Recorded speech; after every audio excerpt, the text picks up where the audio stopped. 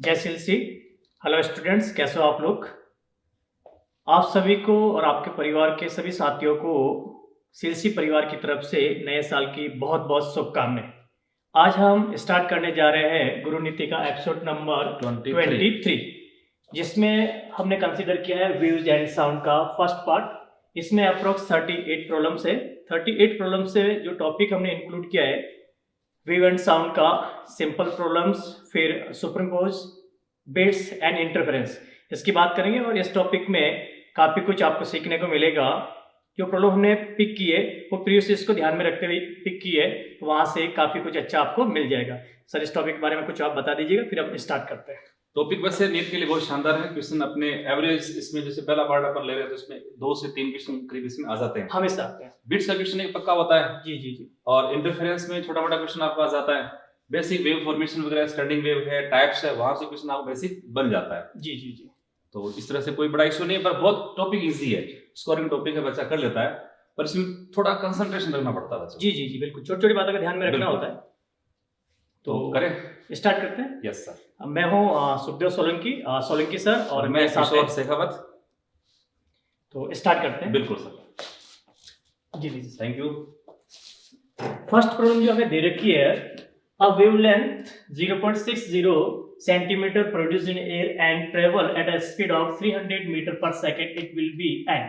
वायु में किसी तरंग की तरंग दैर्ध्य दे रखी है और स्पीड आपको दे रखी है, तो तरंग दैर्ध्य और स्पीड में रिलेशन से हम वेवलेंथ यहाँ से कैलकुलेट करते हैं। और वेवलेंथ जो आपको मिलेगी v is equals to n lambda, और यहाँ से जो मुझे मिलेगा n is equals to v की वैल्यू 300 आपको दे रखी है, और लैम्डा जो आपको दे रखा है 0.60 सेंटीमीटर में, इसको मैंने मीटर में कन्वर्ट कर दिया है।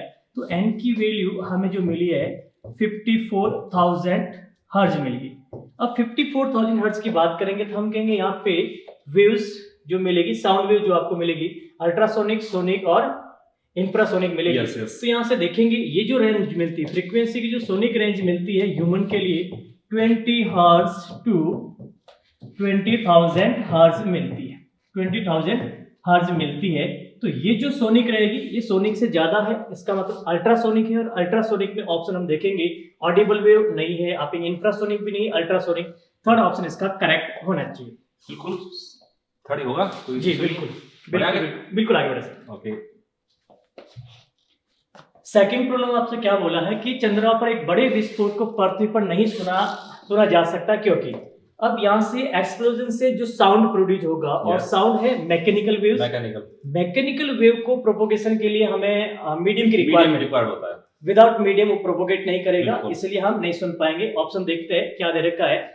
The explosion produce high frequency no sound waves require material medium for propagation, यानी सेकंड ऑप्शन आपका करेक्ट होगा। विदाउट कहने का मतलब ये हुआ कि मून पे तो एटमॉस्फेयर नहीं है, बिल्कुल नहीं है। तो मून से जैसे अपना ग्रेविटी है वहां तक आना, उसके बाद सरफेस ऑफ अर्थ पे पहुंचना, तो वो वहां पहुंच उसका ट्रेवल होगा ही नहीं, उसका नहीं होगा।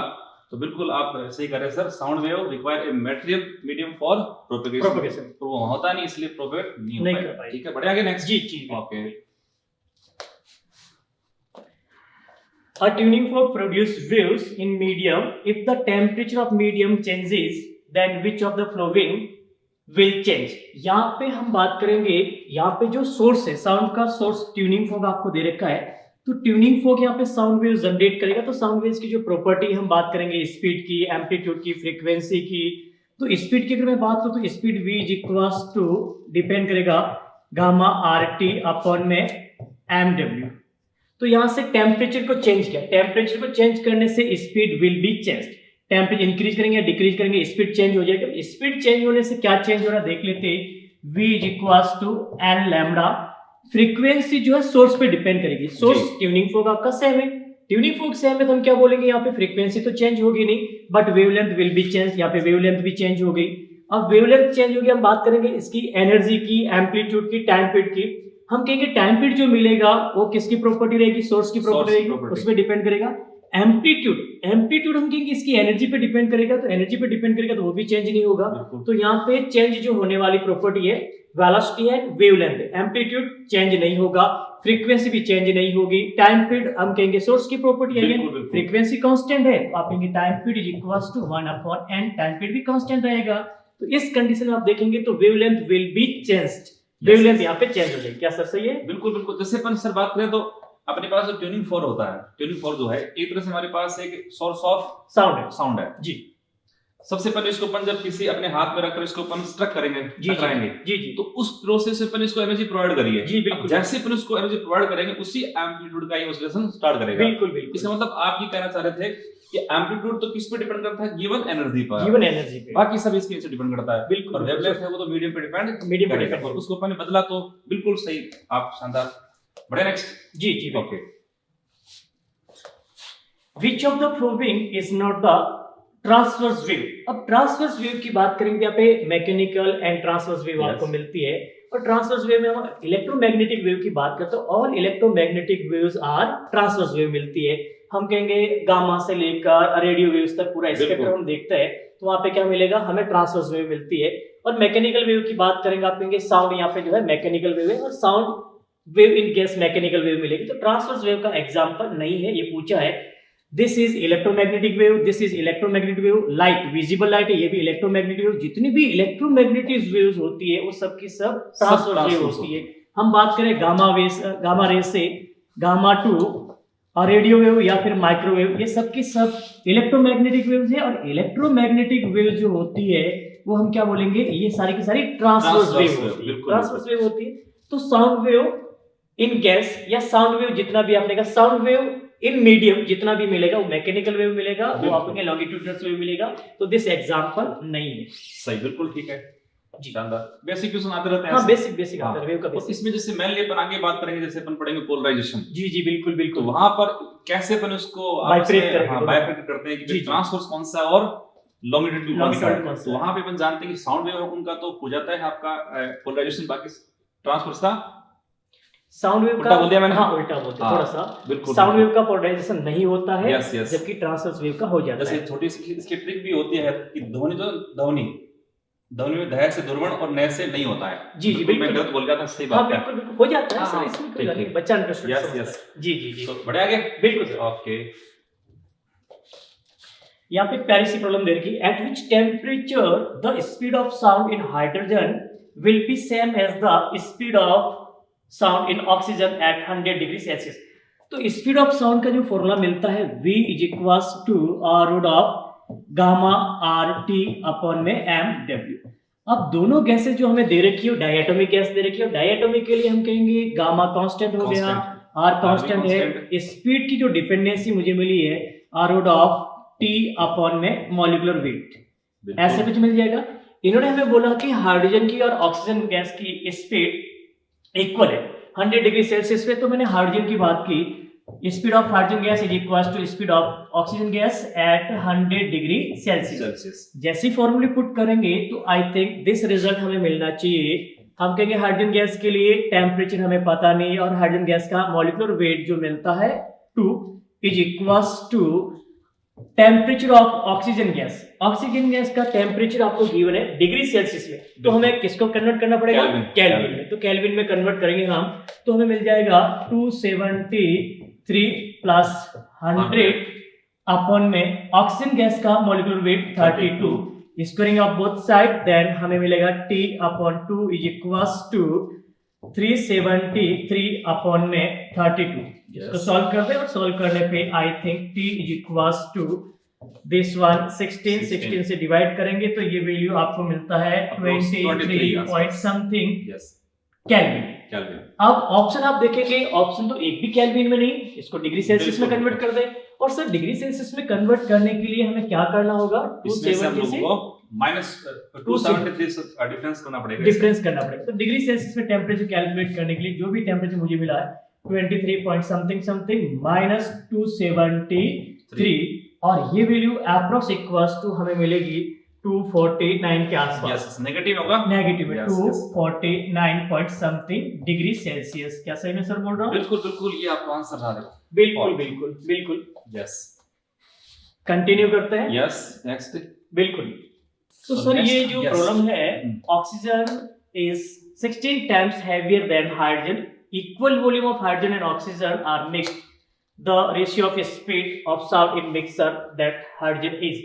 ये प्यारी सी प्रॉब्लम है। आई थिंक हमें साउंड वेव का कुछ फॉर्मूला लगाना पड़ेगा, और फॉर्मूला लगा के तो ऐसा कुछ फॉर्मूला मिलता है हमें, v is equals to root of gamma p upon में रो मिलता है। तो यहाँ से मिक्सर की बात करेंगे तो मिक्सर का जो प्रेशर रहेगा वो सेम रहेगा। दोनों गैस डायटोमिक है तो ये चीजें कांस्टेंट हो जाएगी। तो स्पीड जो डिपेंड करेगी वो किस पे डिपेंड करेगी? डेंसिटी पे डिपेंड करेगी। तो हाइड्रोजन की डेंसिटी और मिक्सर की डेंसिटी हम कैलकुलेट करेंगे, तो कैलकुलेट करने पे रेशियो आई थिंक मिल जाएगा। सर थोड़ा हेल्प कीजिएगा मेरी। तो जैसे अपन ये देखें सर, इसमें एक तो बहुत बेसिक सी तो बात अपन यहाँ से पकड़े हैं। क्वेश्चन कह रहा है कि हाइड्रोजन और अपना ऑक्सीजन गैस है, उसका तो अपन जानते हैं वैसे 16 टाइम्स जी होता ही है। पर यहाँ से जो लाइन कर रहा है कि हाइड्रोजन और ऑक्सीजन के समान आयतनों को, सेम वॉल्यूम को अपन ने मिक्स करा है। जी जी जी।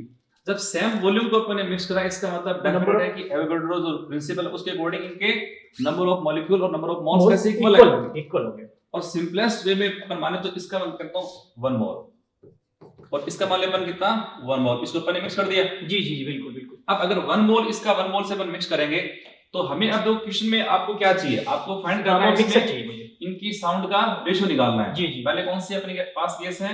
ऑक्सीजन। तो यानी BO2 बाई BS2 हमें फाइंड करना है सर। जी जी बिल्कुल। और इसको अपन यहां से लिखेंगे तो जैसे कि आपने यहां तक देखा तो ये आपका हो गया रो S2 अपॉन रो O2। अब ये अपन को इसमें फाइंड करने पड़ेंगे। अब इसमें ये कैसे करेंगे? तो अपन ने बात कही कि इनको मिक्स करा अपन ने सेम वॉल्यूम के रूप में, तो अपन जैसे याद करेंगे तो रो हमारे पास होता है मोलर डेंसिटी पर निकालते हैं तो रो वैसे होता है मास अपॉन वॉल्यूम। जी जी बिल्कुल, मास अपॉन वॉल्यूम। तो हमारे पास गैसेस दो हैं, mass of O2 plus mass of S2 upon volume same है, तो इसका वॉल्यूम V मान लो, इसका भी मान लो 2V हो जाएगा। यस, 3 हो गया V plus V।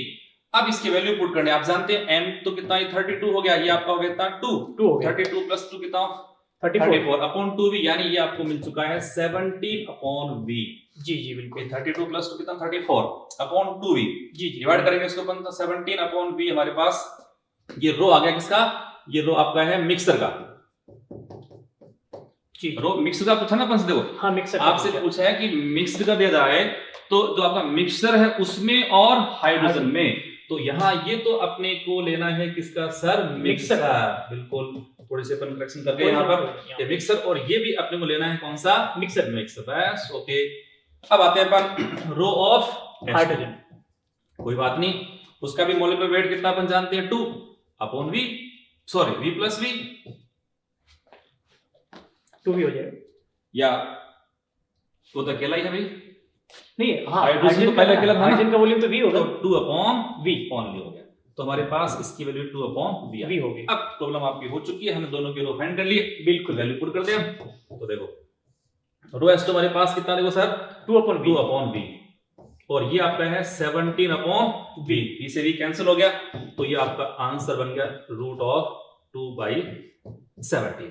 2/17 fourth option correct option है, बिल्कुल। तो ये आपका बिल्कुल। ये एक बहुत प्यारी सी प्रॉब्लम थी, और जो इसमें बेसिक चीज जो सर ने पकड़ी यहाँ पे कि इक्वल वॉल्यूम में एवोगाड्रो और एवोगाड्रो पे जाते हैं, आपने कहा number of molecules, number of mole, सब कुछ इक्वल वॉल्यूम है, तो सेम इसके नंबर ऑफ मॉलिक्यूल्स सेम आपके मोल्स हैं, बिल्कुल। और फिर अपन डेंसिटी का फॉर्मूला जानते हैं, और एक था हमारे मिक्सचर के लिए, एक किसका था?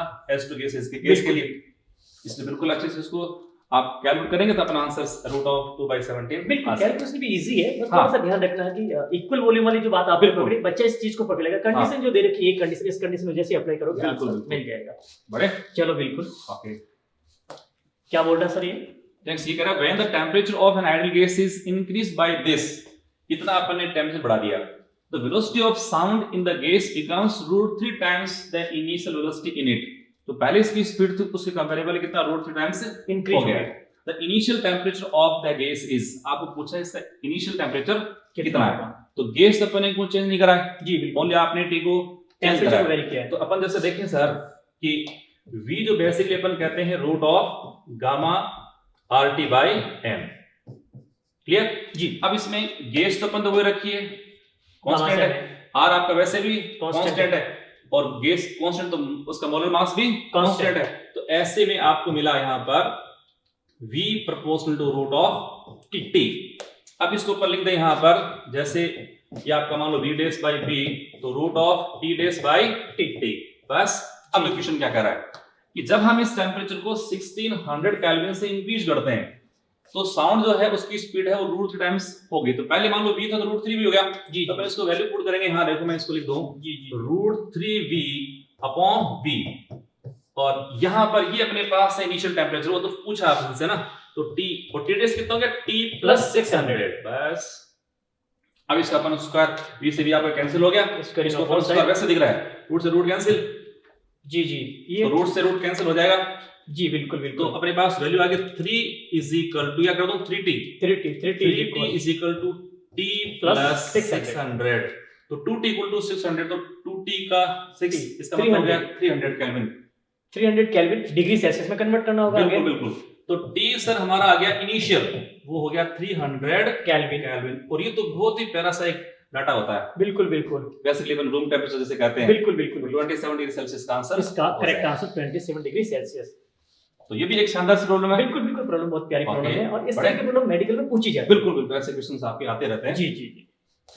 हाँ, इसमें जो इनिशियल पूछा ना क्वेश्चन, इनिशियल पे बच्चों को थोड़ा ध्यान देना पड़ता है, पूछा क्या जा रहा है, बाद में पूछा है कि पहला पूछा है, तो उस पे और सेल्सियस का केल्विन कन्वर्जन। लैंग्वेज तो सब कुछ होती है, प्रॉब्लम की लैंग्वेज में ही उसका सॉल्यूशन छुपा होता है। लैंग्वेज को आप ढंग से देखो तो सॉल्यूशन आपको अपना आप मिल जाएगा। बिल्कुल बिल्कुल। तो नेक्स्ट क्वेश्चन जी, ये साउंड वेलोसिटी इज मैक्सिमम। अभी इसको क्वेश्चन को जब पहले अपन डिस्कस कर रहे थे पहले, तो इसमें अपन थोड़ा सा जैसे मैं सोचने में ऐसे चकरा गया, बच्चा भी सोचता है, बच्चा कई बार के गामा और एम दोनों डब्ल्यू होता है, तो एम को कांस्टेंट करके गामा को वेरी कर लेता है, गामा को वेरी करने से फिर दिक्कत में आ जाता है। दोनों चीज की बात अपन कंप्लीट बच्चे को बता देते हैं ताकि बच्चा कंफ्यूज नहीं होगा। तो करें इसको। बिल्कुल। Sound velocity is maximum in, तो जैसे अपन देखें तो बात वही आती है घूम फिर करके, जैसे आपने लिखा इसमें जो वेलोसिटी ऑफ साउंड, ये आपका गामा RT बाई M। अब एक तो आपको सर से अपन देखें तो हमारे पास गैसेज हैं, S2 गैस हमारे पास है, N2 है, हीलियम है और O2 है। तो यहाँ जो इसकी गैस की नेचर है वो डायटोमिक भी है और मोनोटोमिक है। गामा भी वेरी करेगा। हाँ बिल्कुल, गामा वेरी करेगा। अब चूंकि नेचर भी इनके अलग अलग है जी जी, और इनके मॉलिक्यूलर मास भी अलग अलग है, इसका मतलब इसका V का डिपेंडेंस किस पे, गामा पर भी और इसका M पर भी। पर यहाँ पे डोमिनेट कौन हो रहा है ये आपको देखना पड़ेगा। हाँ, जैसे देखो मॉलिक्यूलर वेट की बात अपन करेंगे, इसका कितना 2 है सर, ये आपका कितना होगा 28, ये आपका हो गया 4, और ये है कितना देखो इसका 32, ये होगा 32।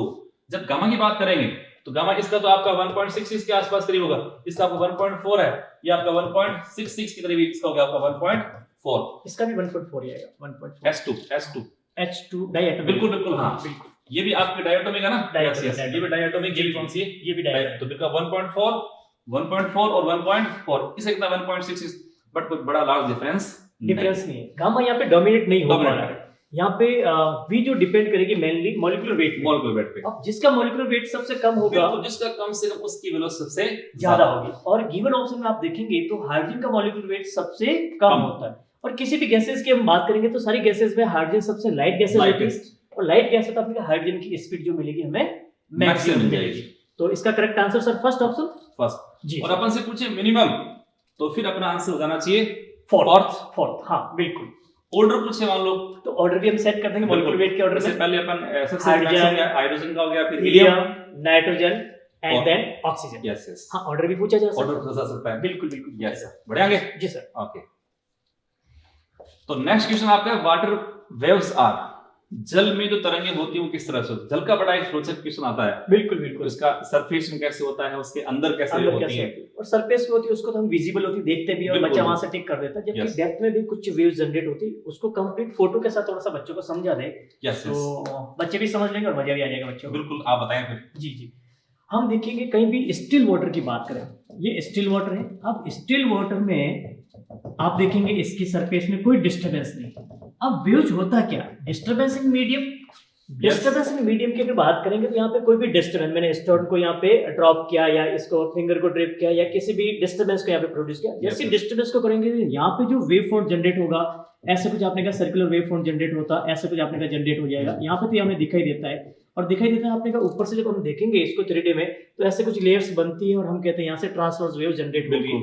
बट हम कहेंगे इस डिस्टर्बेंस ने कुछ एनर्जी जो है इसकी लॉन्गिट्यूडल भी ट्रांसफर कर दी, और लॉन्गिट्यूडल ट्रांसफर करने से कुछ मॉलिक्यूल जो है इस डायरेक्शन में वाइब्रेट होते हैं, इस डायरेक्शन में वाइब्रेट होंगे, इस डायरेक्शन में वाइब्रेट होने से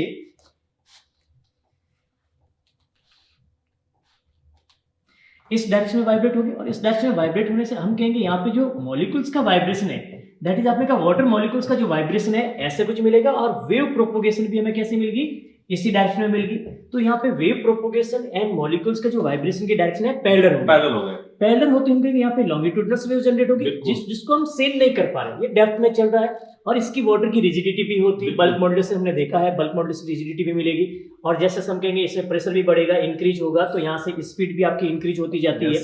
और यहाँ पे जो हम देखते हैं तो वाटर सरफेस पे ऐसे कुछ आपकी लेयर्स बन जाती है, इस तरह की कुछ लेयर्स बन जाती है, ये वाटर मॉलिक्यूल्स आपको मिल जाता है, इस तरह की लेयर्स बन जाती है। तो बच्चा इसको तो देख पाता है और प्रैक्टिकली फील भी करता है, इसको देखता है और फील भी करता है। तो यहाँ पे जो मिली सरफेस पे वो हमें ट्रांसवर्स वेव मिल गई, जबकि डेप्थ पे अंदर जो वेव मिलती है वो लॉन्गिट्यूडनल वेव मिलती है। अगर दोनों को हम देखेंगे तो यहाँ पे दोनों की रिपल वेव जनरेट होगी, दोनों का मिक्सर जनरेट होगा, मिश्रित उसको रिपल अपन कहते हैं, रिपल बोलेंगे। जैसे एसी में ये बड़ा काम काफी आता है, बिल्कुल बिल्कुल एसी में हम काम लेंगे, रिपल जो ऊर्जा गुणांक अपन कहते हैं, बिल्कुल बिल्कुल बिल्कुल वहां इसका बड़ा यूज होता है, बिल्कुल बिल्कुल यूज होता है, जैसे अपन पढ़ते हैं फैक्टर कैलकुलेट करते हैं, और उसमें भी हम रेक्टिफायर होता है, रेक्टिफायर में इलेक्ट्रॉनिक्स में भी हम कैलकुलेट करते हैं कि ऊर्जा का गुणांक कितना होगा, रिपल फैक्टर कितना होगा। तो वहां से बच्चे इसको समझते हैं रिपल वैसे है क्या। हाँ, रिपल मिक्सर है, दोनों का मिक्सर। बिल्कुल बिल्कुल।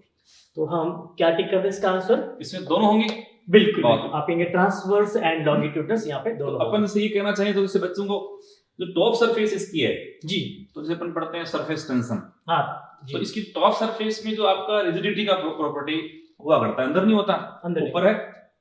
ए तो अपन कहते हैं तो बल्क मॉडुलस होता है बी, इसका आपका ईटा। जी बिल्कुल। तो आप ये जानते हैं सर कि जैसे ट्रांसवर्स वेव के जनरेट होने के लिए उस मीडियम में रिजिडिटी यानी आपका कोएफिशिएंट ऑफ रिजिडिटी बिल्कुल, जिसको अपन कहते हैं दृढ़ता प्रत्यास्थता गुणांक, उसका होना जरूरी है, वो सिर्फ इसकी सरफेस पर है। जी बिल्कुल। तो यहाँ ऊपर की सरफेस तो कौन सी वेव बन गई, अब अंदर भी है पर कम होती है, मैक्सिमम कहां सरफेस टेंशन से इसको प्रोवाइड मिलता है, ऊपर मिलता है। तो यहाँ जो वेव आपकी टॉप सरफेस कौन सी बनेगी, मैक्सिमम आपकी ट्रांसवर्स बनेगी, अंदर दोनों का मिक्सर बनता है, तो अपन क्या बोल पाएंगे, दोनों बच जाएंगे। जी जी बिल्कुल, इसका आंसर आपका जाएगा third, both longitudinal and transverse. Okay जी, तो ये आपका क्वेश्चन कंप्लीट। नेक्स्ट पहुंचते हैं अपन क्वेश्चन नंबर 10 में। तो ये बहुत एक शानदार प्रॉब्लम है सर। हाँ, थ्योरेटिकल अच्छी प्रॉब्लम है, अच्छी प्रॉब्लम है।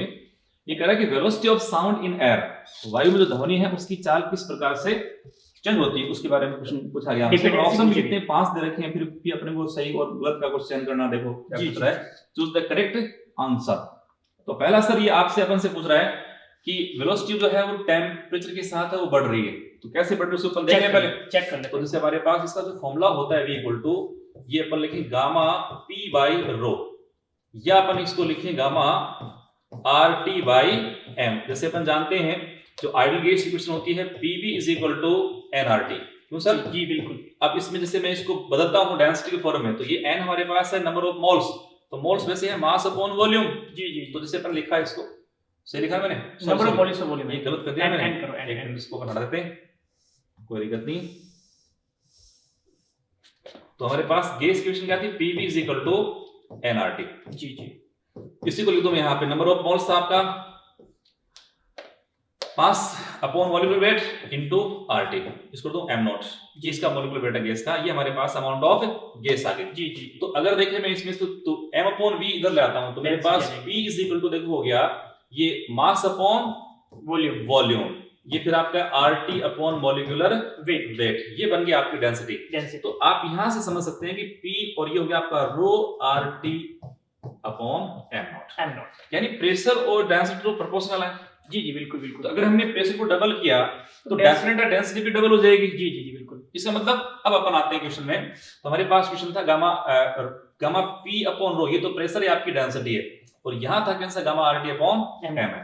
अब अपन क्वेश्चन को देख पाएंगे सही से। जी जी जी, अगर अपन डेंसिटी को मान लो, अगर अपन ने प्रेशर को डबल किया तो डेंसिटी भी डबल हो गया, तो इसका मतलब ये तो कांस्टेंट रहा, कांस्टेंट रहा, प्रेशर पर डिपेंड नहीं करेगा। पर सर जैसे अपन यहां देखें तो यहाँ T को अपन डबल कर रहे हैं या इसको अपन बढ़ा रहे हैं घटा रहे हैं, उसको तो डायरेक्ट इस पे इफेक्ट आ रहा है। जी, बढ़ भी सकता है और घट सकता है।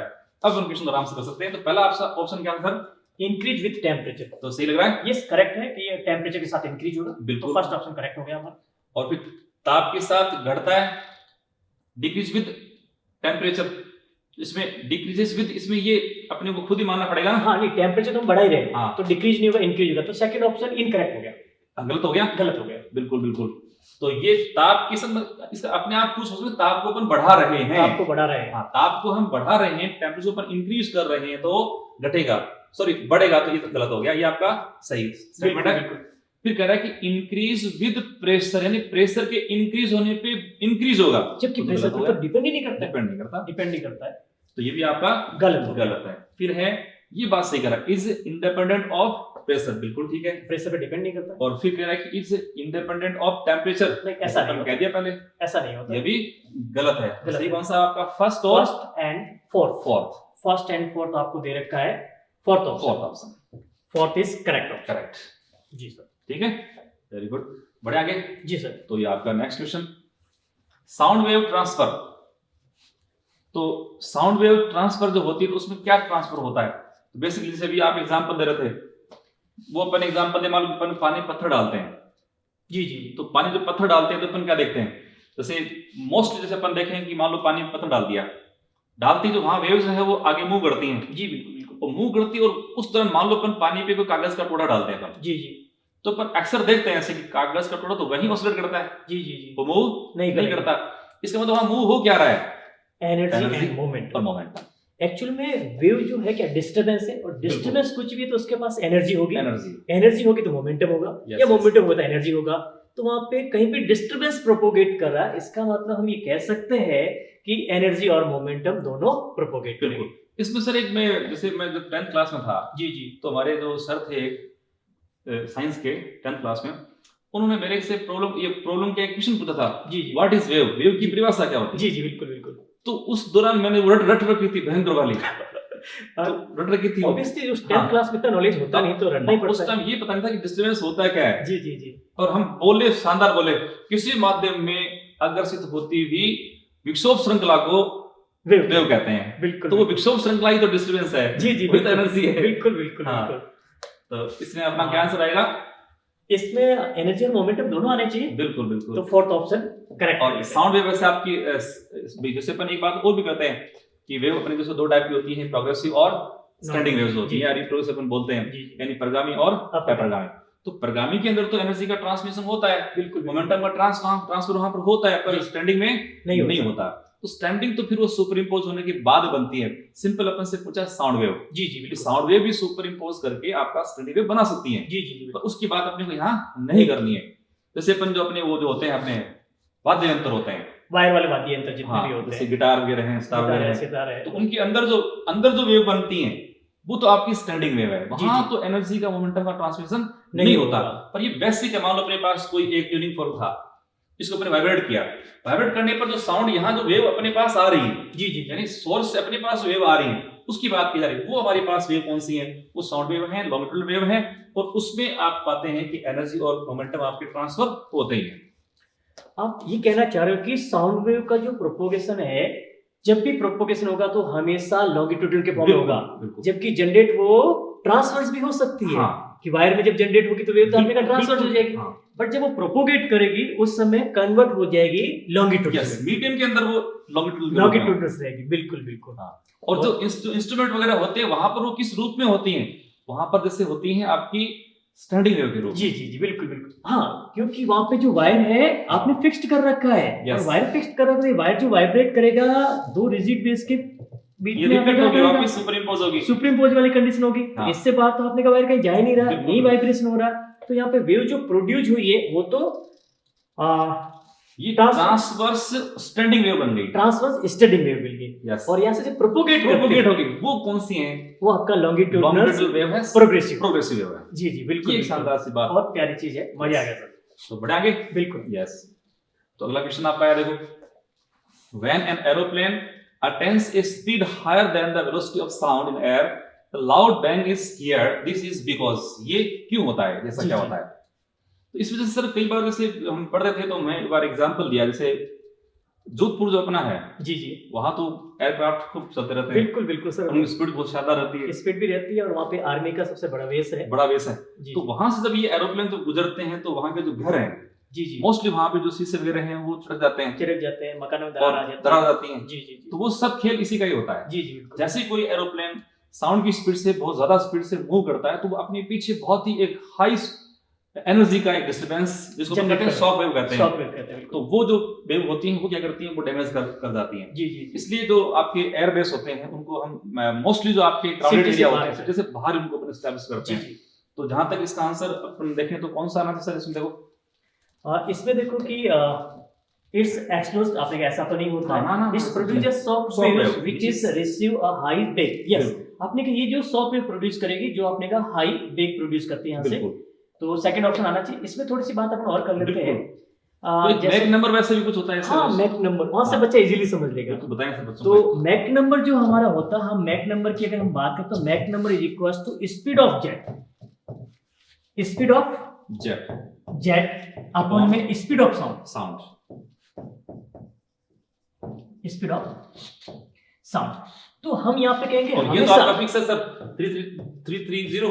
जी जी, हाँ, तो यहाँ पे हमेशा कह सकता है कि बच्चा सोचता है कि बहुत सारी एरोप्लेन गुजरती है, बहुत सारे जेट गुजरते हैं, हमेशा ऐसा नहीं होता। हमेशा ऐसा नहीं होगा, क्योंकि जब स्पीड, जेट की स्पीड इंक्रीज होगी और जेट की स्पीड कितनी हो जाए, साउंड की स्पीड से ज्यादा हो जाए, ज्यादा, मैक नंबर की वैल्यू ग्रेटर देन 1 मिल जाए। जैसी ग्रेटर देन 1 मिलेगी, उस कंडीशन में ये जो जेट प्लेन है उसके पीछे एक डिस्टर्बेंस प्रोड्यूस होगा, कॉनिकल डिस्टर्बेंस प्रोड्यूस होता है। और कॉनिकल डिस्टर्बेंस जो प्रोड्यूस होगा उसमें हाई एनर्जेटिक होता है और वो हार्मफुल होता है ह्यूमन बॉडी के लिए, या आप कहेंगे किसी थिंग्स के लिए हार्मफुल बिल्कुल। होता है। बहुत ज्यादा एनर्जी उसमें होती है और वो एनर्जी हम कहेंगे यहाँ पे शॉक वेव जनरेट करेगी। तो मैक नंबर जब 1 से ज्यादा होगा उस समय शॉक वेव जनरेट होगी, अदरवाइज शॉक वेव जनरेट नहीं होती है। इसको क्या सुपरसोनिक बोला करते हैं क्या? सुपरसोनिक भी कह सकते हैं। Yes. सुपरसोनिक जिसकी स्पीड साउंड की Sound स्पीड से से ज्यादा ज्यादा होती है, तो सुपरसोनिक जितने भी जेट है वही उसमें ही shock wave shock waves generate करेंगे। बिल्कुल वेरी गुड।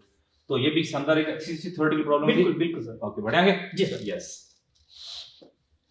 तो अगला क्वेश्चन आप कह दो sir, if the speed of wave doubles as it passes from shallow water into deeper water, its wavelength will। जी, तो बेसिक जैसे अपन बात करते हैं सर, जैसे कोई भी वेव किसी एक मीडियम से दूसरे में ट्रेवल करती है, तो उसमें अपन जैसे बच्चों को तो घर घुस चुकी होती है प्रॉब्लम, जी जी, उसके मन मस्तिष्क में दिल में हर जगह घुसी होती है। जी जी, फ्रीक्वेंसी में कोई चेंज है?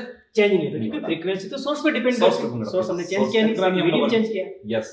तो फ्रीक्वेंसी अगर इसी कांस्टेंट है सर, तो अपन कहते हैं v equal to n lambda, ये जी। कांस्टेंट है। जी जी जी, इसका मतलब अगर लैम्डा को आपने इंक्रीज किया तो वेलोसिटी ऑफ साउंड को भी इंक्रीज इंक्रीज हो जाएगी। जिस सेंस में आप करें डबल डबल हाफ हाफ, तो जैसे क्वेश्चन आपको कह रहा है कि इसकी स्पीड आपकी डबल होगी तो वेवलेंथ भी डबल हो जाएगी, फ्रीक्वेंसी सेम रहेगी। सेम रहेगी, फ्रीक्वेंसी इसका आंसर मीडियम पे डिपेंड ही नहीं करेगी, तो हम डबल कहेंगे डबल हो जाएगा। थर्ड बढ़े? ऑप्शन। जी जी, कोई नई बात? ये तो बेसिक सी चीज है, अच्छा, चलो बच्चे बढ़ते हैं जानता है। येलो क्वेश्चन, ये क्वेश्चन ठीक है, अच्छा लगा मुझे। बेसिक क्वेश्चन है, चलो देखते हैं इसको। हाँ, A transverse wave represented by y is equals to this। ये transverse wave की इक्वेशन आपको दे रखी है। बिल्कुल। For what value the wavelength is the wave velocity equals to maximum particle velocity। इन्होंने जो कंडीशन दे रखी है, v wave is equals to v particle वो भी मैक्सिमम। तो ये रिलेशन जो हमें मिलता है, वेव की velocity I think n lambda होती है और Yes। पार्टिकल की वेलोसिटी a ओमेगा। तो यहाँ से इक्वेशन से हम क्या करते हैं, स्पीड कैलकुलेट करते हैं। और स्पीड के लिए बहुत सारी ट्रिक्स होती है, जो बच्चे को ट्रिक्स याद है वो याद कर ले। बिल्कुल। हम कहेंगे यहाँ पे v k is equals to omega, then v is equals to omega upon k। ऐसे कुछ आपको स्पीड मिल गई। तो यहाँ से जैसे वैल्यू पुट करेंगे, तो वैल्यू पुट करते ही मैंने क्या मिल जाएगा मुझे, n की वैल्यू पुट कर दे हम, v की वैल्यू तो मेरी रिक्वायरमेंट ही नहीं वैसे, लैम्डा आपने निकाला ना। हाँ, तो लैम्डा आपने n की वैल्यू में पुट कर दो, और n की वैल्यू जो हमें मिलेगी वो क्या मिल जाएगी, 2 पाई अपॉन में इसका n फ्रीक्वेंसी का क्या, n की वैल्यू अपन देखें ना, उससे n जैसे अपने यहाँ ओमेगा से देख लेते हैं। Yes yes, omega is equals to 2 pi, n मिल जाएगा, तो n is equals to omega upon 2 pi मिल जाएगा। जैसे तो हाँ, ओमेगा अपॉन में 2 pi lambda is equals to a omega. Omega, तो ओमेगा से ओमेगा कैंसिल आउट हो गया, और लैम्डा जो हमें मिला वो क्या मिला, a multiply 2 pi, I think lambda हमें जो दे रखा है 2 पाई a आपको दे रखा है, a यहाँ पे एम्पलीट्यूड होगा, a यहाँ पे एम्पलीट्यूड होगा, फोर्थ ऑप्शन इसका करेक्ट होगा। बिल्कुल। इसको अलग फॉर्म में भी आप देख सकते हो, पहले वेलोसिटी कैलकुलेट कर दो, वेलोसिटी से फिर कैलकुलेट कर दो, जैसे कैलकुलेट करना चाहो वैसे कैलकुलेट। अपने एक तरीका इसका हो गया जी। अब जैसे अपन इसमें थोड़ा सा बच्चों को एक एक्स्ट्रा बात बताना चाहें तो बिल्कुल बता सकते हैं। तो उसमें सर जैसे अपने कहा कि जो क्वेश्चन की डिमांड है, तो जी जी जी क्वेश्चन कहता है कि मान लो इसको डबल हो, हाफ हो, वो तो अपन दे रखा होगा। जी जी। और बेसिक क्वेश्चन आपके ऐसे बनते हैं, मान लो बोला कि इसने डबल कर दो, हाफ कर दो, वो तो आपने यहाँ लिख दिया। जी जी। अब जैसे आप यहाँ पहुंच गए, उसके बाद आपको काम शुरू करना है। तो एक तो आपको निकालना है वेलोसिटी ऑफ वेव। अब वेव एक आपकी वेलोसिटी ऑफ पार्टिकल, तो ये y तो किसका होता है? पार्टिकल का होता है, और y इसका बनना dy by dt। जी जी जी। तो उससे अपन सॉल्व करके जैसे a ओमेगा इसमें आएगा। बिल्कुल से बच्चे जानते भी हैं इसमें कि v मैक्सिमम कितना a ओमेगा होता है और f मैक्सिमम कितना a ओमेगा स्क्वायर। जी जी बिल्कुल बिल्कुल, तो बच्चों को पहले से बहुत अच्छे से आता है। जी जी जी बिल्कुल। अब मेन चीज होती है कि अपन इसमें वेलोसिटी कैसे निकालें, किसकी? वेव की वेलोसिटी। उसके लिए बहुत सिंपल सा तरीका होता है कि जो भी आपका यहाँ पे ट्रिग्नोमेट्री फंक्शन हमारे पास दे रखा है, जो प्रोड्यूस फंक्शन भी है, उसमें जो आपका ये पोर्शन है ओमेगा टी माइनस के एक्स, देखो इसको आप यहाँ अलग से ले लो और बस इसको इतना कर दो ओमेगा टी माइनस के एक्स, और ये जीरो कर दो। जी जी। अब इसमें दो फायदे हैं बच्चों, बहुत सुंदर फायदा होता है। अगर मैं इसको जीरो करता हूं, अब यहां से देखो velocity of the wave v है, एक्चुअली है एक मैं इसको करूं यहां पर, तो omega t is equal to मेरे पास है के एक्स। ठीक है जी। अब मैं इसमें x अपॉन t जो है वो देखें तो x अपॉन t मेरे पास कितना? ओमेगा अपॉन के आ गया सर। और यही क्या है? वेलोसिटी ऑफ वेव है। वेलोसिटी ऑफ वेव है, displacement upon time, displacement upon time wave को रिप्रेजेंट करेगा, वेव की वेलोसिटी को रिप्रेजेंट करेगा। तुरंत क्या करें? तुरंत आप इस पोर्शन को अलग करें। जी जी। जीरो करें, उसमें x अपॉन t निकाले, वो x अपॉन t यहां पर वेलोसिटी ऑफ वेव को शो करेगा। जी। तो बच्चे बिल्कुल तुरंत याद रहता है कि फोन रटने की आवश्यकता नहीं पड़ती फिर। जी। बच्चा तुरंत यहां से निकालेगा। अब ये ओमेगा अपॉन की अपने यहां रखा, अपना क्वेश्चन हो जाएगा फिर। जी कोई इशू नहीं। तो ये अब आगे जो अपन प्रॉब्लम्स करेंगे उसमें अपने को काम लेना पड़ेगा। एक और देखो सर, जैसे अपन यहां इसको सॉल्व किया। जी जी। सॉल्व करने पे हमारे पास x अपॉन t जो आया वो प्लस में आया। जी। इसका मतलब ये वेव किस तरफ मूव कर रही है? प्लस एक्स में, पॉजिटिव डायरेक्शन में। अगर मैं मान लो यहां होता प्लस होता, जी प्लस होता, तो मैं इसको जीरो करता और फिर उसे मैं क्या करता? माइनस करता ना, माइनस आता नेगेटिव डायरेक्शन नेगेटिव होता। तो केवल इसको जीरो करके आप अपने अनुसार उसमें x अपॉन t निकाल लो। प्लस आ रहा है तो प्लस से मूव कर रहा है। जी। x अपॉन t कैसा आ रहा है? तो यहाँ पे वेव की प्रोपगेशन की डायरेक्शन भी साथ के साथ मिल जाएगी। वो बहुत इंपॉर्टेंट है। जी जी बिल्कुल। डायरेक्शन को लेकर बच्चा कंफ्यूज होता है, इसको साइन देखता है और साइन के अकॉर्डिंग वो डिसाइड कर लेता है, जो कि रॉन्ग आ जाता है। साइन का जस्ट इनवर्स होता है, जस्ट इनवर्स। यहाँ माइनस तो प्लस, प्लस तो माइनस। और फिर भी कोई लफड़ा आता है छोटे मोटे, तो बहुत सारे कॉम्प्लिकेटेड जो केस आते हैं सर, उसमें इसको अपन जीरो कर देते हैं ना, तो कॉम्प्लिकेटेड केसेस में आपकी वेलोसिटी x अपॉन t आ जाती है। बिल्कुल बिल्कुल। वहां से फिर इनिशियल फेज क्या है, दूसरा सारी चीजें आप इसके काम में ले लेंगे तो अपनी बाकी तो प्रोसेस तो सेम है, कोई दिक्कत नहीं। ये थोड़ी सी बच्चे और कर लेंगे तो उनको फायदा आगे बिल्कुल हो जाएगा। बढ़े आगे? बिल्कुल सर। ओके, क्या बोला इन्होंने? ये है a man stands in front of a high log and fires a gun. जी जी। फोटो बनाते हैं बढ़िया सा, ये फोटो। हाँ, पहाड़ी सी, पहाड़ी का ये लोग पहाड़ी से बना देते हैं सर। हाँ। मेरे को तो ऐसी पहाड़ी बनानी आती है। से अच्छी पहाड़ी ये लो। हाँ, यहाँ से कोई मेन है जो फायर कर रहा है, तो ऑब्वियसली इको सुन रहा है, तो साउंड जानी और वापस आनी। बिल्कुल। अब ये हियर करेगा इसको। यस। तो डिस्टेंस कुछ भी कंसीडर, साउंड की वेलोसिटी भी साउंड दे रखी है आपको, जाना वापस वही साउंड से आना। बिल्कुल। डिस्टेंस अपन इसके d मान लें। जी जी। तो जाने का टाइम कितना? d upon v। जी। आना भी कितना? d upon v। तो टोटल टाइम अपन कहें तो कितना? t इज इक्वल टू हो गया 2d upon v। v velocity of sound है। बिल्कुल बिल्कुल। t आपका जो इसमें गिवन है, d कैलकुलेट करना है। Yes yes. तो ये कह रहा है कि 1.5 सेकंड बाद ये अपने को इको सुन रहा है। अब इको मतलब ये कि जैसे इसने पहले फायर किया उस समय आवाज सुनी, तो फायर एक तो गन की फायर की साउंड सुनी जी, एक इससे रिफ्लेक्ट होकर फिर सुनेगी दोबारा। उनमें कितना गैप है जी, वो दे रहे थे आपने 1.5। तो एक सुन लिया तुरंत, एक रिफ्लेक्ट हो जाएगा। साउंड की जो प्रतिध्वनि है बिल्कुल पहाड़ी से टकरा के वापस आई, उसी को तो हमने इको बोला है। बिल्कुल बिल्कुल। हाँ।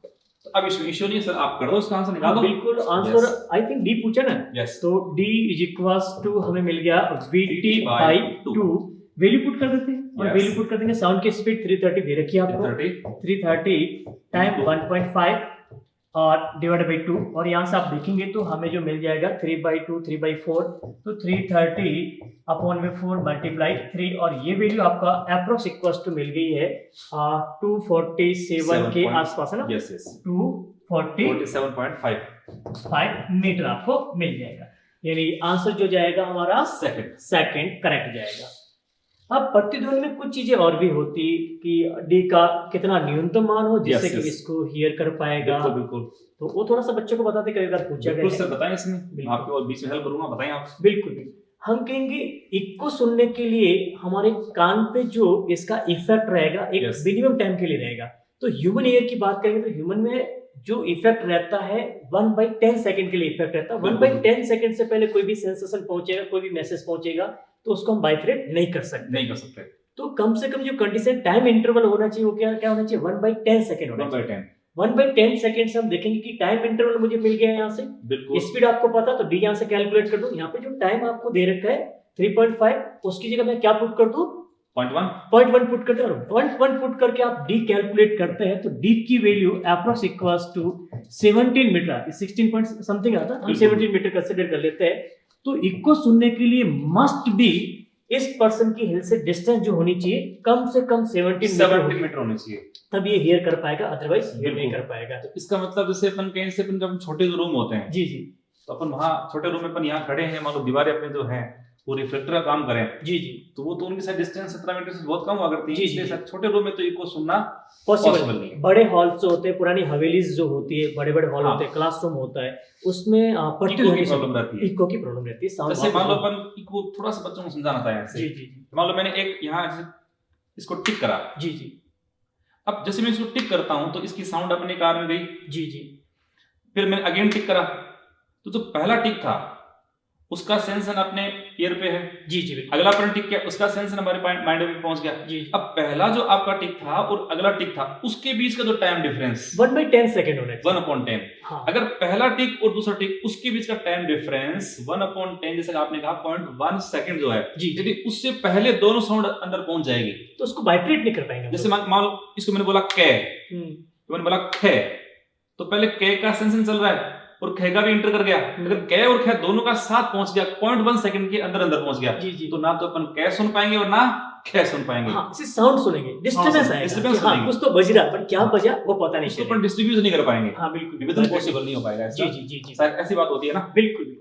तो एक बात तो ये हो गई भी इसका टाइम डिफरेंस ये हो गया, जिससे अपन इसमें थोड़ी सी बात और कर ले बच्चों से। कि इसको अपन कहते हैं शायद श्रवण निर्बंध काल, रिवर्बरेशन टाइम ऑफ ईयर। ऐसे अपने आई का भी होता है, आई का स्तर थोड़ा कम होता है। आई का 1/16 शायद सेकंड होता है, 17 ऐसा कुछ होता है, इतना करीब होता है। तो ये चीजें बड़ी थोड़ी ऐसे आ जाती है, प्रैक्टिकल काम आती हैं। तो यहाँ एक तो ध्यान रखना है कि इसकी डिस्टेंस जो है वो 17। इसका इफेक्ट सबसे ज्यादा जो इसका यूजेस लिया ना, हम फिजिक्स में थोड़ा सा पढ़ते हैं, इसका यूजेस तो इंडस्ट्री वाला को अच्छा क्या है। बॉलीवुड की बात करते तो साउंड एंड लाइट की जो प्रॉपर्टी, इसी प्रॉपर्टी को यूज लेके सारी आपने कहा सिनेमा को फिल्माया जाता है। बिल्कुल लाइट और साउंड का इफेक्ट, फिर इससे थोड़ा अट्रैक्ट होते हैं तो ज्यादा पैसा खर्च कर पाते हैं। बिल्कुल यस जी सर। तो बढ़े आगे। बिल्कुल सर। ओके, नेक्स्ट क्वेश्चन पे आते हैं। तो अगला क्वेश्चन आ गया जी। ओके, तो क्वेश्चन कह रहा है, a stone is dropped into a lake from a tower 500 metre high, the sound of the place will be heard by the man approximately after, और ये सब दे रखा है अपने को। यानी क्वेश्चन शायद ऐसा कह रहा है कि हमारे पास ये कोई एक टावर है जिसकी हाइट 500 मीटर दे रखी है और उसकी हाइट दे रखी है अपने को 500 मीटर। ठीक है जी। और इसमें अपन यहां से कोई स्टोन है वो ड्रॉप कर दिया। जी। तो स्टोन ड्रॉप करेंगे हम लोग तो स्टोन ड्रॉप होगा, अंडर ग्रेविटी मूव करेगा। बिल्कुल अंडर ग्रेविटी, यहां से उसकी ओनली फ्री फॉलिंग मोशन हो गई। जी। अब यहां टकराएगा। जी बिल्कुल। अब जिस समय इसको ड्रॉप करा है वहां से बात शायद कहा है क्वेश्चन ने, टाइम पूछा है। बिल्कुल। तो यहाँ पर इसने ड्रॉप करा, फिर यहाँ ये स्ट्रक करेगा, यहाँ तो रुक जाएगा या वापस आएगा? नहीं रुक जाएगा, साउंड आएगा इसमें। तो ये साउंड इस प्रकार से यहाँ से मूव करते हुए आएगी। बिल्कुल। तो यहाँ तो motion of stone, motion of sound हो गया। तो यहाँ जो टाइम आपका T1 ये तो अलग अलग में साथ बिल्कुल टोटल टाइम अपन सर यहाँ से निकालेंगे तो T हमारे पास हो गया T free falling of stone plus हो गया T ऑफ साउंड। जी बिल्कुल। तो ये तो मेरे हिसाब से हो गया, देखो रूट ऑफ 2h/g हो गया। और ये सिंपल आपकी distance and height h upon कर दो उसको वेलोसिटी ऑफ साउंड बस। बिल्कुल। अब आप कर दो उसको सॉल्व। बिल्कुल। जैसे वैल्यू पुट कर दो, जैसे फॉर्मूला आपको मिल गया वैल्यू पुट करना होगा और वैल्यू पुट करते ही मुझे जो मिलेगा 2 × 500 अपॉन में जी की वैल्यू 10 कंसीडर कर लेते yes. हैं। यहाँ पे हम क्या बोलेंगे 500 अपॉन में 330 आपको दे रखा है। इसको जैसे सोल्व करेंगे तो हमें मिलेगा ये 10 सेकंड मिल गया प्लस 1.5 आएगा इसका, ये 1.5 के आसपास आ गया बिल्कुल। और यहाँ से हम देखेंगे तो टाइम जो मिला अप्रोक्स इक्वल्स टू 11.5 सेकंड बाद आपको इसका साउंड सुनाई देगा। तो आंसर आपका गया फर्स्ट ऑप्शन इसका करेक्ट हो जाएगा। तो ये भी एक शानदार क्वेश्चन होगी, कैसी होगी, बढ़िया आगे जी सर। ओके, तो क्वेश्चन आपका 17 का जो क्वेश्चन है वो ये आपका इंटेंसिटी से रिलेटेड लग रहा है ना? बिल्कुल बिल्कुल, पॉइंट सोर्स के लिए और सिलेंड्रिकल सोर्स के लिए। तो पॉइंट सोर्स बच्चों को एक्सप्लेन कर दे पहले। बिल्कुल, पॉइंट सोर्स और सिलेंड्रिकल सोर्स दोनों के लिए बता देते हैं कि उनकी इंटेंसिटी, एम्पलीट्यूड और इक्वेशन तीनों चीज साथ में बता देते हैं। तो मैं करता हूं एक्सप्लेन पॉइंट सोर्स का जी, और उसके बाद आप करेंगे सिलेंड्रिकल का। जैसे मान लो मेरे पास ये कोई पॉइंट सोर्स है जी जी जी, और इस पॉइंट सोर्स की पावर है P। जी जी बिल्कुल। जैसे अपन ने कहा इसकी पावर मान लो दे रखा है अपने को 2 वाट या 2 जूल पर सेकंड। जी जी, कुछ भी ले। इसका मतलब है कि ये कोई सोर्स था, वो अपने चारों तरफ ऑल पॉसिबल डायरेक्शंस में ये क्या कर रहा है, यहाँ से अपनी एनर्जी उसको रेडिएट कर रहा है। जी जी, क्लियर?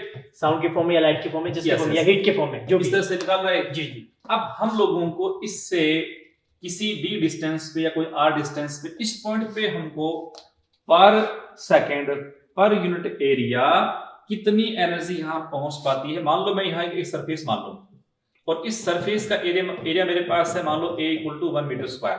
जी जी, तो इस एरिया पर 1 सेकंड में कितनी एनर्जी होती है इंसिडेंट, जी, उसको हम लोग कह पाएंगे इंटेंसिटी ऑफ इंसिडेंस। जी जी बिल्कुल। इंटेंसिटी कई प्रकार की होती है सर, इमिशन की भी होती है, आपकी इंसिडेंस की भी होती है, रेडिएशन की भी आपकी होती है।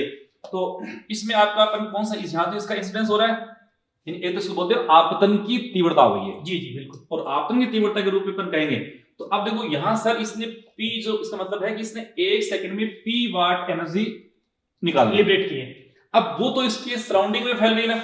जी बिल्कुल। तो अगर मैं इसको D मानता हूं तो कितना एरिया में फैली, वो एक तरह से पूरा स्फेरिकल फॉर्म में पहुंचेगी, सरफेस में चलेगी। तो इस पूरे स्फीयर का हमारे पास जो एरिया बनेगा वो है सर जी 4πd²। जी बिल्कुल। अब उस 4πd² अपन ये कह सकते हैं कि 4πd² एरिया जो है उस पर 1 सेकंड में कितनी एनर्जी हुई इंसिडेंट P।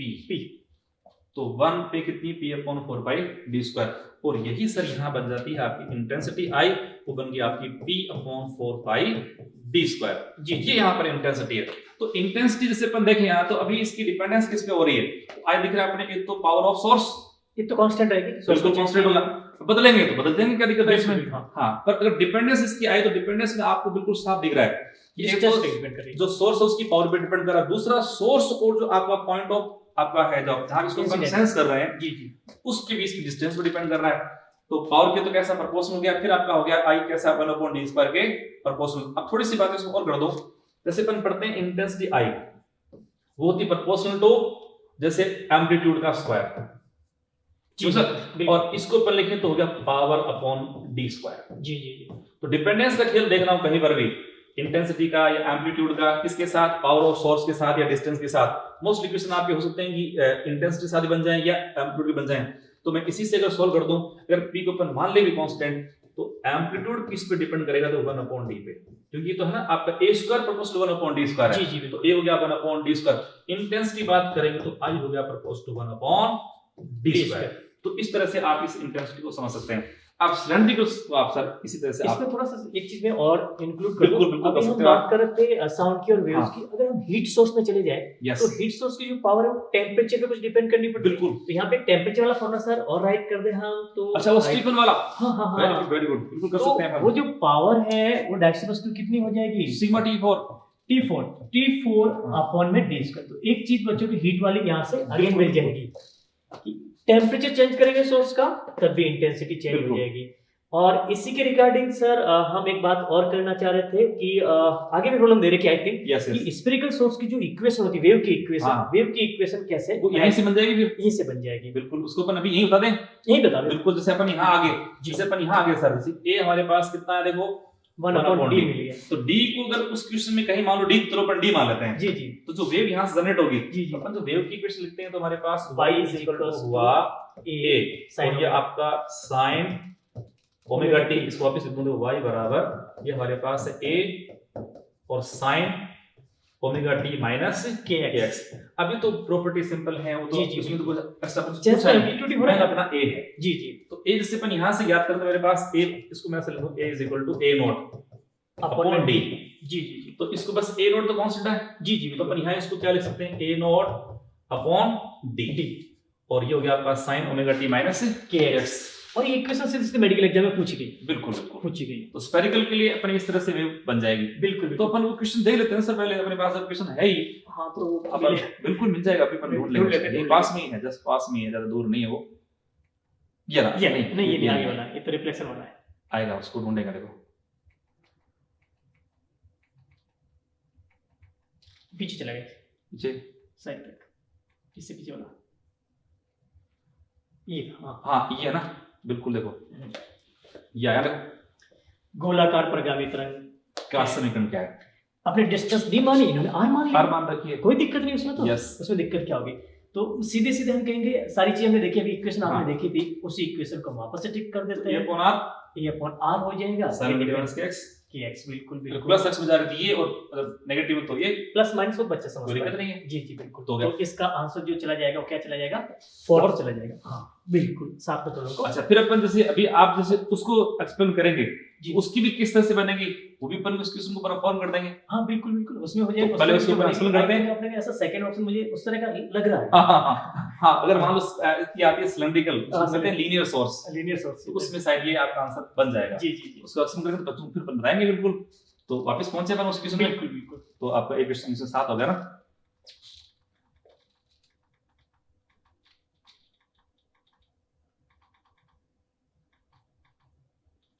हाँ, ये था आपका क्वेश्चन। जी जी जी तो यहाँ तो कोई दिक्कत है नहीं जी जी। पर सिलेंड्रिकल वाला थोड़ा आप एक्सप्लेन। बिल्कुल, सिलेंड्रिकल में सिलेंड्रिकल सोर्स की बात करेंगे। सिलेंड्रिकल सोर्स आपने लाइट सोर्स हो, हीट सोर्स हो या साउंड सोर्स हो, बिल्कुल स्पीकर भी जैसे सिलेंड्रिकल स्पीकर भी होता है लंबे वाले, उन सब के लिए एक कंडीशन मिल जाएगी। और सिलेंड्रिकल सोर्स को मैं ऐसे फॉर्म किया, ऐसे कुछ एक सिलेंड्रिकल सोर्स है, ये लाइट सोर्स हो सकता है, साउंड सोर्स हो सकता है, हीट सोर्स हो सकता है, कुछ भी हो सकता है।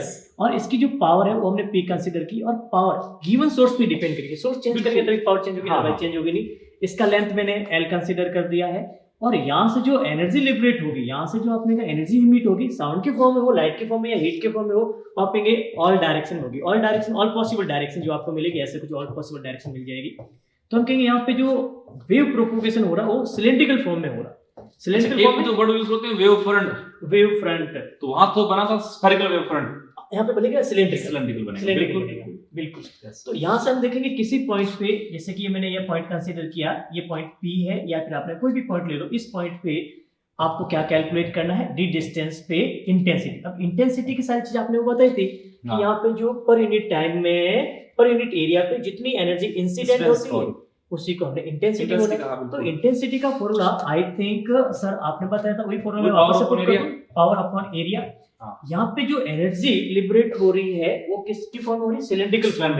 तो एरिया जो रहेगा सिलेंडर का एरिया रहेगा, और सिलेंडर का area I think this one होता है I इज इक्वल्स टू, हम कहेंगे P अपॉन में 2 पाई इसमें L डी, हमने डिस्टेंस कंसीडर की। तो आप कहेंगे ये जो कांस्टेंट क्वांटिटी रहेगी, पावर हमने गिवन की कांस्टेंट रहेगी, तो इंटेंसिटी जो आपको मिली, intensity is that equals to 1 upon में D में डी मिल गया। और इंटेंसिटी दैट इक्वल्स टू क्या होता है? एम्पलीट्यूड का स्क्वायर। तो यहां से जो आप कहेंगे एम्पलीट्यूड का डिस्टेंस के साथ रिलेशन मिलेगा, रूट ऑफ डी आपको ऐसे उसका आंसर आ जाएगा, सेकंड आंसर आ जाएगा। अब आपको देखना है, अगर कुछ नहीं बोला है तो साउंड सोर्स को हम हमेशा पॉइंट सोर्स या फिर स्फेरिकल सोर्स कंसीडर करते हैं। बिल्कुल स्फेरिकल कंसीडर करते हैं। और जैसे अपने फोटोइलेक्ट्रिक इफेक्ट में से बहुत शानदार क्वेश्चन आते हैं। बिल्कुल इंटेंसिटी का बड़ा शानदार तालमेल होता है अच्छे के साथ। हां बिल्कुल अच्छे। वहां सोर्स और साउंड को जैसे विक्वेशंस वहां पे पकड़ना पड़ता है फोटोइलेक्ट्रिक इफेक्ट में, कि क्वेश्चन जो दे रखा होता है उसमें हमने फ्रीक्वेंसी को चेंज करा है अथवा इंटेंसिटी को। जब कहीं पर भी प्रश्नों में शायद अगर आपने सोर्स ऑफ जो आपका लाइट है उसको और जो आपका पॉइंट ऑफ ऑब्जर्वेशन है, यदि उनके बीच की डिस्टेंस कहीं बदली अपन, और वहां पॉइंट ऑफ जो अपन लेते हैं ऑब्जर्वेशन वो होता है आपका फोटोइलेक्ट्रिक सेल होता है। जी जी बिल्कुल। वहां पे अपन लाइट को करते हैं इंसिडेंट, तो डिस्टेंस को वेरी करा, इसका मतलब इंटेंसिटी चेंज होगी। इंटेंसिटी चेंज होगी तो आपकी फोटो करंट चेंज हो जाएगी। बिल्कुल। और मैं एक शब्द बोला करता हूं कि तीव्रता बोले तो संख्या। बिल्कुल बिल्कुल। इंटेंसिटी किसी भी कैलकुलेट कर दो, नंबर ऑफ फोटोन देख लो, नंबर ऑफ स्टूडेंट देख लो, नंबर ऑफ किसी का भी देख लो, उसकी इंटेंसिटी नंबर पे ये प्रोपोर्शन होता है। जी जी बिल्कुल। इंटेंसिटी का जैसे सर कलर चेंज करना, ब्लैक करना, देखो जैसे सर ने भी कहा कि जो एरिया जो अपन ले रहे थे यहाँ पर, ये एरिया थोड़ा सा मैं बच्चों को यहाँ दिखा दूं, देखो ये एरिया आपका जैसे इस तरह से सिलेंडर सिलेंडर बन गया जी। इसका एरिया ये बन गई, इसकी रेडियस कितना d और लेंथ कितनी होगी आपकी l, तो 2 पाई dl। ओके जी जी बिल्कुल। बड़े अच्छा क्वेश्चन कर लेते हैं। अब इसको सॉल्व क्वेश्चन आपका है, तो ये कह रहा है कि ए स्टेशनरी पॉइंट सोर्स, तो क्वेश्चन उठाना किससे? Spherical point. अच्छा एक बार वापस बच्चों को धीरे से अपन कन्वे कर रहे हैं इस बात को कि जब भी इंटेंसिटी के क्वेश्चन आते हैं तो या तो क्वेश्चन में देखो, सुन लो बच्चों, देखो या तो पॉइंट सोर्स लिखा होगा या आपका साउंड सोर्स, जैसे आपका लीनियर सोर्स या सिलेंडर लिखा होगा, यानी रेखीय स्रोत लिखा होगा या बिंदु स्रोत लिखा होगा जी, वहां तो कोई दिक्कत है ही नहीं। बिल्कुल। पर अगर किसी क्वेश्चन में कुछ मेंशन नहीं कर रहा हो तो अपने को पॉइंट सोर्स एज्यूम करना आंसर देना है। बिल्कुल बिल्कुल ठीक। अब वहां तो लिखा सर जी, यहाँ कोई इशू नहीं है, तो इसमें बिल्कुल बेसिक सी बात है कि या तो i प्रपोज टू कितना 1/d² है जी, ये तो किसके लिए? पॉइंट सोर्स के लिए, या फिर i प्रपोज टू 1/d है जी जी। अपन यहाँ यूज कर दें रिमूव, तो अपना क्वेश्चन सीधा सा हमारे पास पॉइंट सोर्स के लिए डिस्टेंस कितनी है आपकी 4 और 9 के लिए। एम्पलीट्यूड की बात करूंगा तो यहाँ a तो कितना प्रपोज टू 1/d है सर जी जी, और इसमें a आपका प्रपोज टू 1/√d बस जी। यहाँ तो क्वेश्चन आपका हो गया, देखो इनवर्स रेशियो, तो इसका रूट करेंगे क्या? नहीं रूट नहीं करना, a तो स्क्वायर है तो ओनली 4/9 तो इनवर्स 9/4 हो जाएगा, 9/4। Fourth option is correct. अब बिल्कुल सही है, इसमें कुछ करनी है, अपन काट क्वेश्चन को एक्सप्लेन कर दिया है जी जी। बढ़े आगे जी सर। अब ये क्वेश्चन कुछ शायद इंटेंसिटी के हैं। हाँ अच्छा। If separation between screen and source is increased by 2%, what would be the effect of intensity? अब देखिए यहाँ पे सोर्स को आइडेंटिफाई नहीं किया तो हम क्या कंसीडर करेंगे? Point source. पॉइंट सोर्स, और पॉइंट सोर्स के लिए इंटेंसिटी जो आपको मिलती है I is direct to 1/d²।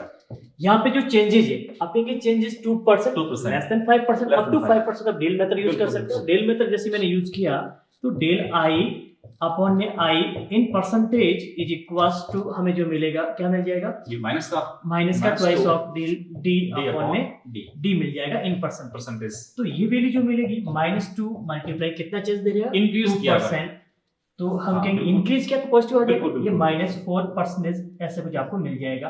Minus यहाँ पे डिक्रीजिंग को बिल्कुल, इसका मतलब इंटेंसिटी आपकी 4% से घट जाएगी। तो ऑप्शन जो मिलेगा डिक्रीज्ड बाय 4%, फोर्थ ऑप्शन जाना चाहिए सर। बिल्कुल बिल्कुल, यानी इसमें नंबर ऑफ फोटॉन्स है वो 4% कम हो जाए जी जी बिल्कुल। यस बढ़े आगे जी सर। ओके सर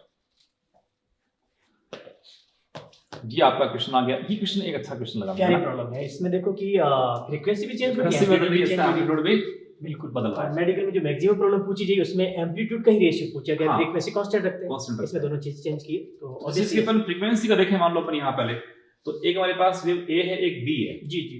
तो फ्रीक्वेंसी से इसने तो यहां तक का टाइम डिफरेंस अपन मान ले एज्यूम करें, मान लो 1 सेकंड का है जी जी, तो इसका तो 1 सेकंड में b का तो 1 कम साइकिल हो गया जी जी, इसका हाफ ही है जी जी। तो उसकी फ्रीक्वेंसी, इसका फ्रीक्वेंसी इसकी b की ज्यादा है, b की ज्यादा, एक ही आपको डबल लग रही है, बिल्कुल डबल। तो इसको अपन ऐसे करते हैं सर कि nb = 2na जी जी। ये बात तो मिल गई अपने को बिल्कुल। अच्छा एम्पलीट्यूड की बात देखें, एम्पलीट्यूड भी a का तो 1 है, b का कितना, सॉरी b का तो 1 है, a का कितना 2 हो जाएगा। जैसे ये एम्पलीट्यूड किसका हो गया सर? b का हो गया, और ये किसका हो गया? a का। तो अपन इसमें ये कर सकते हैं क्या, एम्पलीट्यूड ऑफ a = या एम्पलीट्यूड a बस दे रखा है 2 जी, और एम्पलीट्यूड ऑफ b हमारे पास कितना है 1। ये तो अपन डायग्राम से इंफॉर्मेशन ले ली जी जी जी। अब बात करते हैं क्या पूछा हमसे। तो क्वेश्चन कर रहा है displacement time graph for 2 sound waves A and B are shown in the figure, then the ratio of their intensities, अपन से इसी इंटेंसिटी का रेशियो पूछा गया है। तो यहाँ शायद डिपेंडेंस, तो इससे थोड़ी बात कर लें, इंटेंसिटी डिपेंडेंसी की। हाँ बिल्कुल, इंटेंसिटी की डिपेंडेंस से अपन बात करते हैं सर से। तो I जैसे, हाँ ये लीजिए, तो I का जो फॉर्मूला आपका हुआ करता है 2 पाई स्क्वायर, 2 पाई होता है, पाई स्क्वायर होता है, पाई स्क्वायर बिल्कुल। तो n square a square into rho v जी बिल्कुल बिल्कुल। तो यहाँ 2 तो आपका नंबर है, पाई एक वैसा नंबर हो गया, n यहाँ पे है फ्रीक्वेंसी, a एम्पलीट्यूड, और रो है यहाँ पर डेंसिटी और of वी है medium. वॉल्यूम। वॉल्यूम्स। तो हम तो यहाँ इसमें चेंज क्या कर रहे हैं, फ्रीक्वेंसी भी कर रहे हैं और एम्पलीट्यूड कर रहे हैं, दोनों पे डिपेंड कर रहे हैं। जी जी। तो दोनों भी रफली कैसे डबल ऐसे हैं, तो लार्ज चेंज है इनका। जी जी। दोनों कंसीडर करने पड़ेंगे। मान लो ऐसा होता है कि दोनों इसमें, मान लो ये होता है, मान लो मैं ऐसे कहता कि 1 पॉइंट समथिंग बहुत कम, फ्रीक्वेंसी अप्रोक्स इक्वल होती तो हम नेगलेक्ट इसको नेगल कर देते हैं। यहाँ तो लार्ज डबल का मतलब तो लार्ज है, बहुत लार्ज डिफरेंस है, दोनों 100% डिफरेंस बिल्कुल, दोनों कंसीडर अपने को करने जी जी पड़ेंगे। तो अब तो रेशियो निकालना है, बिल्कुल बताएं सर बच्चों आगे। तो इंटेंसिटी की जो डिपेंडेंसी सर के फॉर्मूले के अकॉर्डिंग हम देखेंगे तो किस पे डिपेंड कर रहा है, एक तो एम्पलीट्यूड पे डिपेंड कर रहा है, दूसरा फ्रीक्वेंसी पे डिपेंड कर रहा है। तो मैंने यहाँ पे बोला इंटेंसिटी ऑफ ए अपॉन में इंटेंसिटी ऑफ बी। तो यहाँ से एम्पलीट्यूड की बात करेंगे, ए का एम्पलीट्यूड हमें मिला था 2, इसका क्या मिला 1 का होल स्क्वायर। अब फ्रीक्वेंसी की बात करेंगे तो ए की जो फ्रीक्वेंसी मिली वो n मिली है और इसकी जो फ्रीक्वेंसी मिली जस्ट ट्वाइस मिली, बिल्कुल बिल्कुल डबल का रिलेशन दे रखा जिसका होल स्क्वायर। और यहाँ से हमने देखा तो क्या मिल गया 4/4 दैट इज 1:1 मिल गया। तो आंसर आपका 4 करेक्ट जाएगा। बढ़िया आगे, प्यारी प्रॉब्लम थी, मजा आ गया। Next question, a string is producing transverse vibration whose equation is this, जी where x and y are in meter and t is in second. The linear density of the string is this, then the tension in the string in Newton will be, आपसे tension पूछा गया भाई, हम दे रखे हैं तो यहाँ से हम स्पीड ऑफ साउंड कैलकुलेट करें। और अभी जो मैंने बात बताई थी ये तो x + 30 जी जी जी इक्वल टू 0, जैसे इसको मैं 0 करता हूं तो मेरे पास देखो x अपॉन t 30 आ गया माइनस का, तो v आ गया, यानी वेलोसिटी ऑफ अपने वेव, वेलोसिटी ऑफ वेव तुरंत आप इसमें निकाल सकते हैं, वो कितनी हमारे पास है x अपॉन t माइनस का 30 मीटर पर सेकंड। और अपन स्पीड के रूप में इसका अपन मोड लेते हैं, मान लो v वेव का अपन मोड ले लेते हैं तो हमारे पास वैल्यू का 30 मीटर पर सेकंड। ये अपने को इसमें लेना पड़ेगा। और ट्रांसवर्स वेव का फॉर्मूला हमें याद है, ट्रांसवर्स का फॉर्मूला अपन जो v निकालते हैं रूट ऑफ t ये आपका t अपॉन म्यू या स्मॉल m जो लिखते हैं, बिल्कुल स्मॉल म्यू हमारे पास वो स्ट्रिंग होती है उसका पर यूनिट लेंथ मास पकड़ता है, ये टेंशन आपका t हो गया। अब इस वैल्यू हमारे पास 30 आ गई, इसको अपन 30 लिखते हैं सर, बिल्कुल ये लो ये 30 हो गया।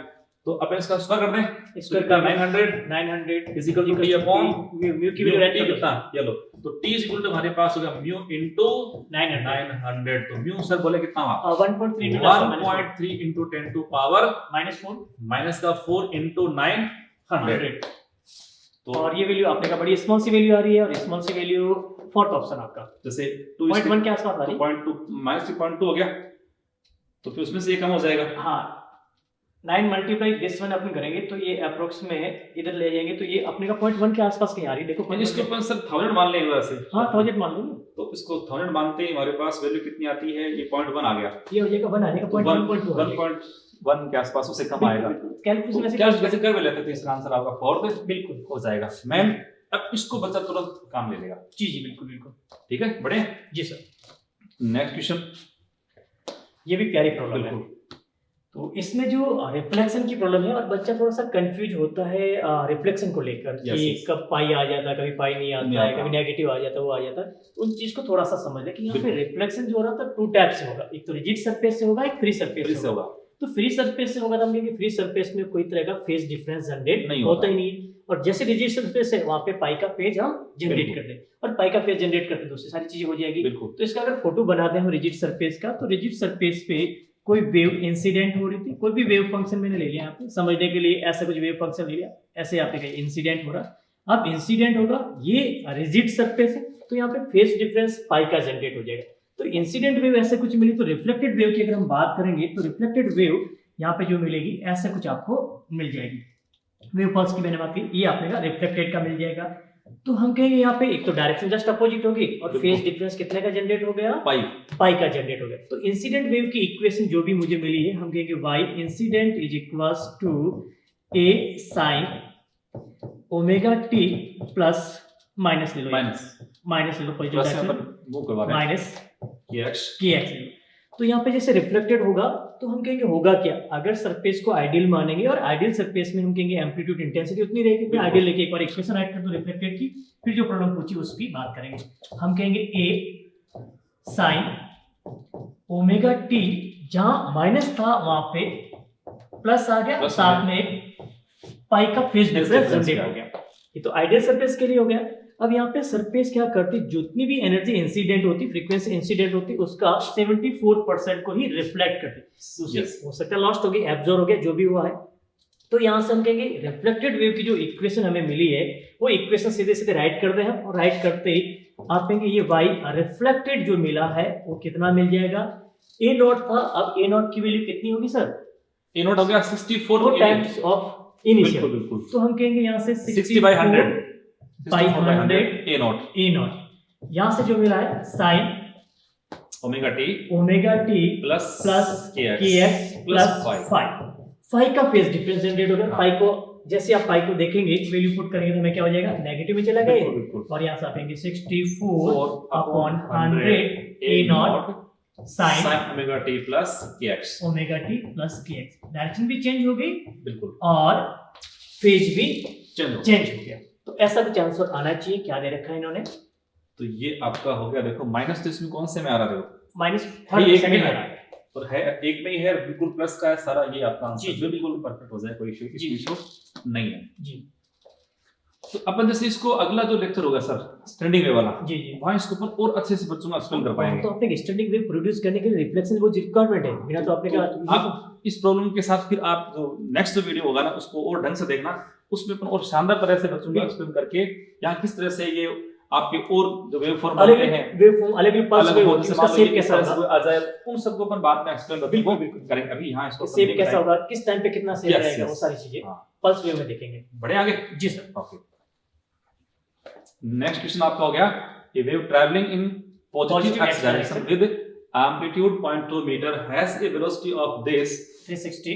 तो आपसे पूछा then correct expression of the wave. जी, तो गिवन डाटा से हम स्टैंडर्ड डाटा कैलकुलेट करते हैं। बिल्कुल, यानी बेसिक इक्वेशन जैसे मैं बताऊं सर आपको, तो मैं आपको थोड़ी सी हेल्प करता हूं। ए ये आपका गति किस तरफ हो रही है इसकी प्लस अक्ष में, तो sin ओमेगा टी, ये आपका ओमेगा टी माइनस के एक्स। जी। अब हमको के फाइंड करना है, यहां से अपने ओमेगा फाइंड करना है, और इधर रखा है, तो इनको देते हैं तो बच्चा कर लेगा आराम से, कोई इशू है नहीं, तुरंत कर लेगा। क्योंकि जैसे ओमेगा की बात करते हैं तो ओमेगा हमारे पास कितना होता है 2 पाई n, तो 2 पाई n वैसे कितना v अपॉन लैम्डा। जी। तो इसमें v और लैम्डा दे रखे हैं, v और लैम्डा दे रखे हैं, ये लैम्डा हमारे पास रहा, v हमारे पास रहा, 12 पाई आ गया है, और k जहां तक अपन सोचे तो 2 पाई अपॉन लैम्डा होता है, ये लैम्डा दिया, ये भी पुट कर देगा। जी। ये भी आ गया आपका पाई अपॉन 30 आ गया। यस, तो पाई अपॉन 30 आ गया और 12 पाई आ गया ओमेगा की वैल्यू मिल गई मुझे 12 पाई। बिल्कुल हाँ, तो 12 पाई एंड पाई अपॉन 30, ऑप्शन देखो 12 पाई एंड पाई अपॉन 30, 2 को मैं कॉमन ले लो, और 2 को कॉमन लेते ही हमें क्या मिल जाएगा 12 पाई टी, एंड यहाँ पे क्या मिल जाएगा x upon 60, x अपॉन 60 30 था, 30 हो जाएगा। तो ये सेकंड ऑप्शन चला गया, थर्ड बेसिक से प्रॉब्लम, हाँ थर्ड ऑप्शन चला गया। यानी बिल्कुल सिंपल सी कहानी थी भी, अपने एम्पलीट्यूड दे रखा है, जी। अपने पास वेलोसिटी ऑफ साउंड दे रखा है, अपने पास लैम्डा भी है जी, और अपन जानते हैं बेसिक दे रखा है कि पॉजिटिव एक्स में मूव कर रहा था, तो नेगेटिव आ जाएगा। बेसिक इक्वेशन हो गई। अपन इसमें क्या रिक्वायरमेंट थी, ए का ओमेगा और के, बच्चा आराम से कर ले, कोई दिक्कत नहीं। ओमेगा कैलकुलेट कर ही दिया और Yes. के भी कैलकुलेट कर दिया, फॉर भी दोनों के हमारे पास थी। बड़े जी बिल्कुल, ओके, ये बेसिक इक्वेशन है। ये भी अच्छी problem. The phase difference between two waves represent by, यहाँ पे जो वेव इक्वेशन दे रखी, एक तो साइन की फॉर्म में है, दूसरी कॉस के फॉर्म में। तो सबसे पहले दोनों को सेम ट्रिग्नोमेट्रिक फंक्शन में कन्वर्ट कर दे। तो y1 को मैं वैसे रहने दूं और y2 को मैं चेंज कर दूं, तो y2 जो आपको मिलेगी 10 टू पावर -6, क्या बोलेंगे हम, sine 100t plus x upon 50 plus pi by 2, ऐसे हाँ बिल्कुल, ये सेकंड वेव का फेज मिल गया, और यहाँ पे फर्स्ट वेव का फेज दे रखा है, ऑलरेडी पता है। तो दोनों का डिफरेंस, इसको हम 5.1 कंसीडर कर ले, इसको 5.2 कंसीडर कर ले। तो यहाँ से फेज डिफरेंस जो आपको मिलेगा, phase difference is equals to 5.2 minus में 5y1।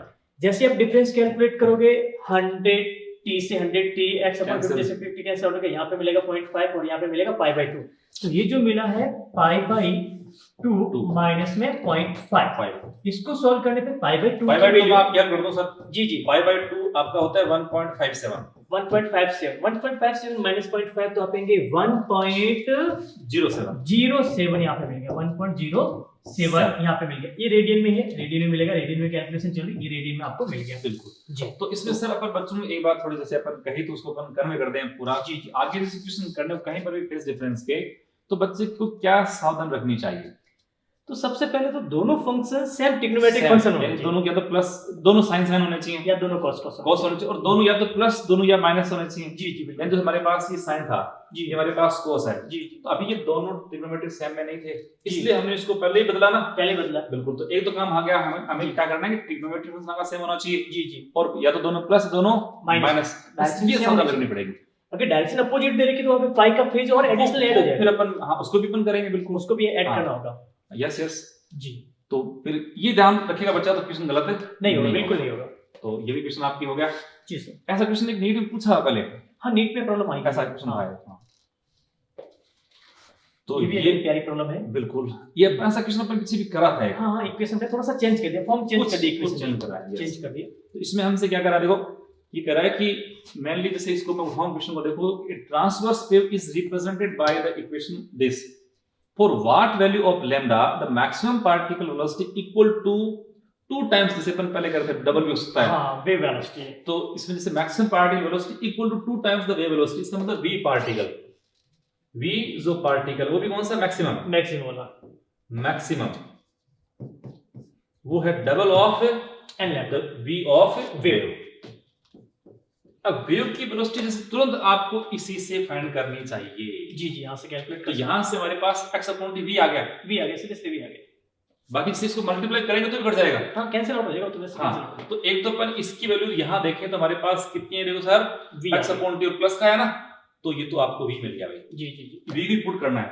अब आई बात ये, इसमें ये वैल्यू कितनी हमारे पास है, a ओमेगा जी, तो a हमारे पास है y नॉट, तो इसको अपन लिखेंगे तो मेरे पास देखो बन गया y नॉट इनटू ओमेगा।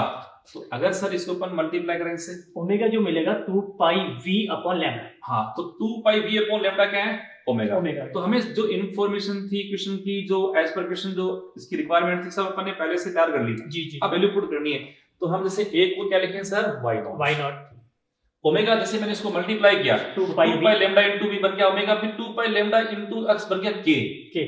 तो ये लो सर, हम इसको आपकी हेल्प करते थोड़ी, क्या लिखो इसमें 2 पाई v अपॉन लैम्डा, और यहाँ आगे तो है 2v, ये तो v से v कैंसिल, तो लैम्डा हमारे पास ये 2 से 2 कर दो सर कैंसिल, बिल्कुल, लैम्डा इज इक्वल्स टू ये तो हो गया, तो पाई y not. Fourth option is correct. चलो जी, इस तरह से बच्चा पकड़ेगा तो क्वेश्चन। जी, और हम देखेंगे मेडिकल में जो प्रॉब्लम पूछी जाती है ना, तो वेव की बेसिक प्रॉब्लम से सीधे सीधे पूछी जाती है। आप देख लेंगे प्रीवियस का पेपर, तो स्टेज 4 में हमारा मॉड्यूल आप देखेंगे, तो उस मॉड्यूल में बहुत सारी प्रॉब्लम्स हमने कहा सिंपल वाली दे रखी है, और सिंपल वाली प्रॉब्लम बच्चा टिक कर देता है, देखते टिक करता है। बिल्कुल। अब जैसे सर जैसे एक्चुअली होता है कि जैसे अपन बच्चा नीट का जो होता है, जी जी, तो नीट के बच्चे के लिए जैसे मेन खेल उसका होता है टाइम सेविंग का। जी बिल्कुल। अगर उस बच्चे ने टाइम सेविंग मोड अपना एक्टिवेट नहीं कराना प्रिपरेशन के दौरान और पेपर के दौरान, जी जी, तो फिजिक्स में टाइम जब उसने सेव नहीं करा, तो एक तो फिजिक्स को टाइम प्रॉपर नहीं दे पाएगा, दूसरा वो केमिस्ट्री बायो को भी ढंग से नहीं कर पाएगा। तो मेरी हमेशा एक सोच होती है हमेशा कि मैं जैसे क्वेश्चन करता हूँ सर, मान लो किसी बच्चे को करवाता हूँ या पढ़ता हूँ, मान लो जो भी करता हूँ, तो मैं लास्ट में ये सोचता हूँ कि प्रश्न कम टाइम में कैसे हो जाए। जी जी बिल्कुल, और उसके लिए तुरंत आप अप्रोच अपनी साइड लगा दो उस क्वेश्चन में, जैसे अपन यहाँ से पकड़ा हुई वेलोसिटी भी आ गई, बिल्कुल ठोक दिया उसको। बिल्कुल। एक्चुअल में देखो प्रॉब्लम जो हम पढ़ते हैं सारी जगह बुक्स में, दूसरी जगह हर जगह पढ़ेगा, ट्रेडिशनल मेथड हर बच्चे के वो पास अलग होता है। हाँ, बट हमें रिफ्रेशिंग मेथड अप्लाई करना, और refreshing method person to person vary करता है। जो रिफ्रेशिंग मेथड ज्यादा अच्छे से अप्लाई करेगा उसका आंसर जल्दी आएगा, और फिर कैलकुलेशन भी मिनिमाइज होगी, और कैलकुलेशन मिनिमाइज होने से फायदा क्या हो गया, मिस्टेक होने का कोई चांस नहीं होगा, और बच्चा उसमें टाइम बचाएगा। और फिजिक्स को टाइम पे ढंग से कर लेगा तो बायोलॉजी के अंदर ढंग से पढ़ पाएगा, केमिस्ट्री अच्छे से पढ़ पाएगा। जी जी, और वो उसका फिर वैल्यूएबल में काउंट करेगा, और उसका जो स्कोर है वो अच्छा बन जाएगा। बिल्कुल बिल्कुल सर। तो ये बड़ा उस बच्चे के लिए काम आता है। इसलिए बच्चों जब भी आप प्रॉब्लम करें ना, तो जब प्रॉब्लम आप कर रहे हो, जब सॉल्व कर रहे हो, उस टाइम आप टाइम उसको दें, अच्छा टाइम दें, इस प्रकार टाइम दें कि दूसरी बार उस क्वेश्चन को करें ना तो टाइम आपका कम लगे। ये आपकी अप्रोच है, इसको मैं कहता हूँ टाइम सेविंग मोड। बिल्कुल, अप्रोचिंग मेथड से सॉल्व करो। बिल्कुल जी, तो ये भी आपका एक अच्छा क्वेश्चन हो गया। बिल्कुल सर। बढ़े आगे, तो नेक्स्ट क्वेश्चन करें सर, आप बताएं। ये भी इक्वेशन आपको दे रखी है, और इक्वेशन दे रखी, तो अभी हम देखेंगे यहाँ पे ये इनिशियल फेज हो गया, पाई को मल्टीप्लाई करते यहाँ से ओमेगा हो जाएगा, और यहाँ से आप कहेंगे पाई अपॉन 4k आ जाएगा। इक्वेशन जो मिलती है स्टैंडर्ड इक्वेशन अभी सर ने बताई थी, y is equals to a sin omega t plus minus k x plus minus 5। तो यहाँ पे सारी चीजें, सारी इन्फॉर्मेशन यहाँ पे मिल रही है। तो मुझे यहाँ से वेवलेंथ पूछे तो सीधे से वेवलेंथ कैलकुलेट कर दे। तो वेवलेंथ का जो फॉर्मूला मिलता है k = 2 पाई अपॉन में लैम्डा मिलता है। यहाँ पे k की वैल्यू, पाई को अंदर बेस के देखा तो k क्या मिल गया आपको, 4/4 मिल गया। तो अब कहेंगे यहाँ से हमें जो मिला पाई अपॉन में 4 = 2 पाई अपॉन में लैम्डा। पाई से पाई कैंसिल आउट हो गया और लैम्डा = आई थिंक यहाँ पे 8 मिल गया और यूनिट यहाँ पे मीटर में दे रखा था, मीटर में ले लीजिए, 8 मीटर आपको मिल जाएगा। तो इसका आंसर जो जाएगा फर्स्ट ऑप्शन जाएगा। बिल्कुल जी। अब जैसे सर एक बार इसको ये मिटाना है, इसको देखो। हाँ, जैसे इसमें अगर आपको निकालनी है वेलोसिटी ऑफ वेव, हाँ तो यहाँ से 0 कर दो बस। x/t = कितना, 4/10 यानी 0.4 आ गया। जी जी बिल्कुल। तो ये अप्रोच बच्ची होती है ना, तब बच्चा ठीक होता है। और इसको प्लस करूंगा तो ये प्लस में भी आएगा। जी जी। तो प्लस x में 0.4 मीटर पर सेकंड स्पीड से वो वेव प्रोपोगेट कर रही है। बढ़ेंगे सर? जी सर। ओके, ये अपन कर चुके हैं। हाँ ये तो बच्चों को पता ही है। अब यहाँ से आपका हो गया इंटरफेरेंस चालू हो चुका है। बिल्कुल बिल्कुल। तो इंटरफेरेंस के अपन थोड़ी थोड़ी आपस में दोनों भाई कुछ बातें कर ले। बिल्कुल बिल्कुल बिल्कुल। तो इंटरफेरेंस जैसे अपन जैसे यहाँ पे पूरा जैसे ये वाला पार्ट है, एक तरह से वो वेव और साउंड का अपन ले रहे हैं। इंटरफेरेंस की कंडीशन बच्चों को पहले बता दें कि क्या कंडीशन होनी चाहिए इंटरफेरेंस। उससे पहले अपन आते हैं थोड़ा सुपरइम्पोज बात करते हैं। सुपरइम्पोज की बात, सुपरइम्पोज बात कर लें और फिर अपन बात ही कर लेंगे कि इंटरफेरेंस में क्या इसकी छोटी मोटी रिक्वायरमेंट होती है, बिट्स वगैरह कैसे बनेंगे, स्टैंडिंग वेव है और फिर आपका बिट्स और स्टैटिक वेव तो काफी लंबा हो जाएगा। नहीं, उसमें अपन हल्की सी बात थोड़ी जोड़ेंगे बच्चों के लिए, डिफरेंस पता कर ले। डिफरेंस ज्यादा अपन एक्सप्लेन नहीं करेंगे। जी जी। जैसे अपन आपस में इस बात को पहले थोड़ा सा इस बच्चों के पास अप्रोच के रूप में ले जाएं। जी जी जी। कि जैसे अपन दो हमारे पास साउंड वेव है, उनका अपन ने सुपरइम्पोज करा। जी जी। अब सुपरइम्पोज हुआ तो साउंड वेव एक ही सोर्स से आ रही है या मानो डिफरेंट से आ रही है? डिफरेंट से आ रही है। अब एक ही सोर्स से आ रही है तो उनकी फ्रीक्वेंसी सेम रहेगी, और अलग है तो उनकी अलग हो भी सकती है, और अलग है तो फिर टाइम के साथ बदल भी सकती हैं। जी जी। तो एक तो अपन बात करते हैं कोहेरेंट सोर्स। कोहेरेंट सोर्स, ये इंटरफेरेंस के लिए सबसे बड़ी शर्त क्या होती है कि दोनों सोर्स कोहेरेंट होने चाहिए। और कोहेरेंट मतलब जो भी उनसे वेव बनती हैं उनका फेज डिफरेंस कभी भी टाइम के साथ वेरी नहीं करना चाहिए, टाइम के साथ कांस्टेंट रहना चाहिए। और जैसे कि अपन आगे उसमें 12th वाले पोर्शन में जो वेव ऑप्टिक्स पढ़ते हैं वहां इसका बड़ा रोल होता है। बिल्कुल, उसकी बात अपन ज्यादा वांची कर पाएंगे, इसको अपन अभी यहाँ छेड़ देनी है। मैंने अपन इश्यू ये लेते हैं सर कि जैसे हमने इंटरफेरेंस किया जी, और एक अपन ने करा बिट्स जी, तो इंटरफेरेंस जो होता है उसमें जो मान लो यहां से अपन दो वेव जनरेट करी जी, एक वेव इस तरफ आ रही है, दूसरी वेव आ रही है, और मान लो किसी पॉइंट पे उनका सुपर इम्पोज हुआ जी जी। अब सुपर इम्पोज होने के बाद इस पॉइंट पे जो इंटेंसिटी है वो टाइम और पोजीशन के साथ किस प्रकार से वेरी करती है, वो बड़ा इसमें इंपॉर्टेंट इश्यू है जी जी। तो इंटरफेरेंस जैसे अपन पढ़ते हैं, interference is the function of position जी जी बिल्कुल। इसका मतलब यहाँ किसी पॉइंट पे अगर मैक्सिमा है तो हर टाइम पे मैक्सिमा ही रहेगा। बिल्कुल बिल्कुल। और मान लो जैसे यहाँ मैक्सिमा है, यहाँ आपका मिनिमा है, फिर मैक्सिमा, तो किसी पॉइंट पे अगर मैक्सिमा बन चुका, जब तक वो आपकी फिनोमेना हो रही है, घटना घटित हो रही है, तब तक वहाँ मैक्सिमा रहेगा जी बिल्कुल। अब मान लो यहाँ मैक्सिमा, यहाँ आपका है मिनिमा, यहाँ मैक्सिमा, यहाँ मान लो मिनिमा, यहाँ मैक्सिमा और ये मिनिमा, तो अपन इस पॉइंट से दूर जा रहे हैं जी, अपनी पोजीशन बढ़ रही है, तो ऐसे ही पैटर्न आपको मिलेगा जी। और जो बिट्स होती है वहां पे क्या होता है, एक पॉइंट पे इसी टाइम पे मान लो मैक्सिमा, तो अगले टाइम पे वहां मिनिमा हो गया, ये टाइम का फंक्शन हो गया जी जी। वो स्टैंडिंग वेव दोनों होते हैं, दोनों स्टैंडिंग वेव होते हैं। तो मेन मुद्दा बच्चों के लिए हो गया कि यहाँ पे इंटेंसिटी जो है वो किसका फंक्शन हुआ, पोजीशन का या टाइम का या दोनों का बिल्कुल। तो अपन यहाँ पे बच्चों को तीन प्रॉब्लम बता सकते हैं बच्चों को कि यहाँ एक तो हो गया कि इंटरफेरेंस में किसका हो जाएगा, पोजीशन, बिट्स में क्या हो गया, टाइम का हो गया, और स्टैंडिंग वेव दोनों आपका पोजीशन और टाइम का हो जाएगा जी। एक बात तो अपनी होगी, बाकी जो है वो अपन फॉर्मूले की बात करते हैं कि टाइम अपने पास थोड़ा सा कम रहेगा जी जी। तो थोड़ा इसको खाली करना सर एक बार। अब जैसे अपन दो वेव को सुपर इम्पोज करें, तो दो जैसे मान लो हमारे पास ये कोई सोर्स है, एक सोर्स हमारे पास है, ये मान लो इसको S1 कर दो, इसको मैं S2 कर दूं, तो सुपर इम्पोज की डिपेंडेंसी हम बात करेंगे तो एनर्जी कंजर्व उस पे डिपेंड है बिल्कुल। तो एनर्जी तो कंजर्व रहनी है यस, तो उससे आप इसको सीधे हम सॉल्व कर सकते हैं यस जी बिल्कुल कर सकते हैं जी। तो सीधे अपन जैसे अपन अब ज्यादा इसमें अपन समय नहीं लेते, मैं डायरेक्ट इसमें थोड़ी, क्योंकि ये एक पूरा टॉपिक हो जाएगा फिर ना जी जी बिल्कुल। एक तो इसमें दो वेव जब सुपर इम्पोज होती है, इसमें सबसे पहले अपन बात करते हैं उसका रिजल्टेंट एम्पलीट्यूड जी जी जी। तो ये मेरे हिसाब से आपका होता है A1 square plus A2 square plus 2 vice of A1 A2 cos phi, इसका रूट जी जी। A1 जो फर्स्ट वेव है उसका एम्पलीट्यूड है, सेकंड का, और phi यहाँ पर है दो जो वेव हैं उनके बीच का फेज डिफरेंस है, ठीक है।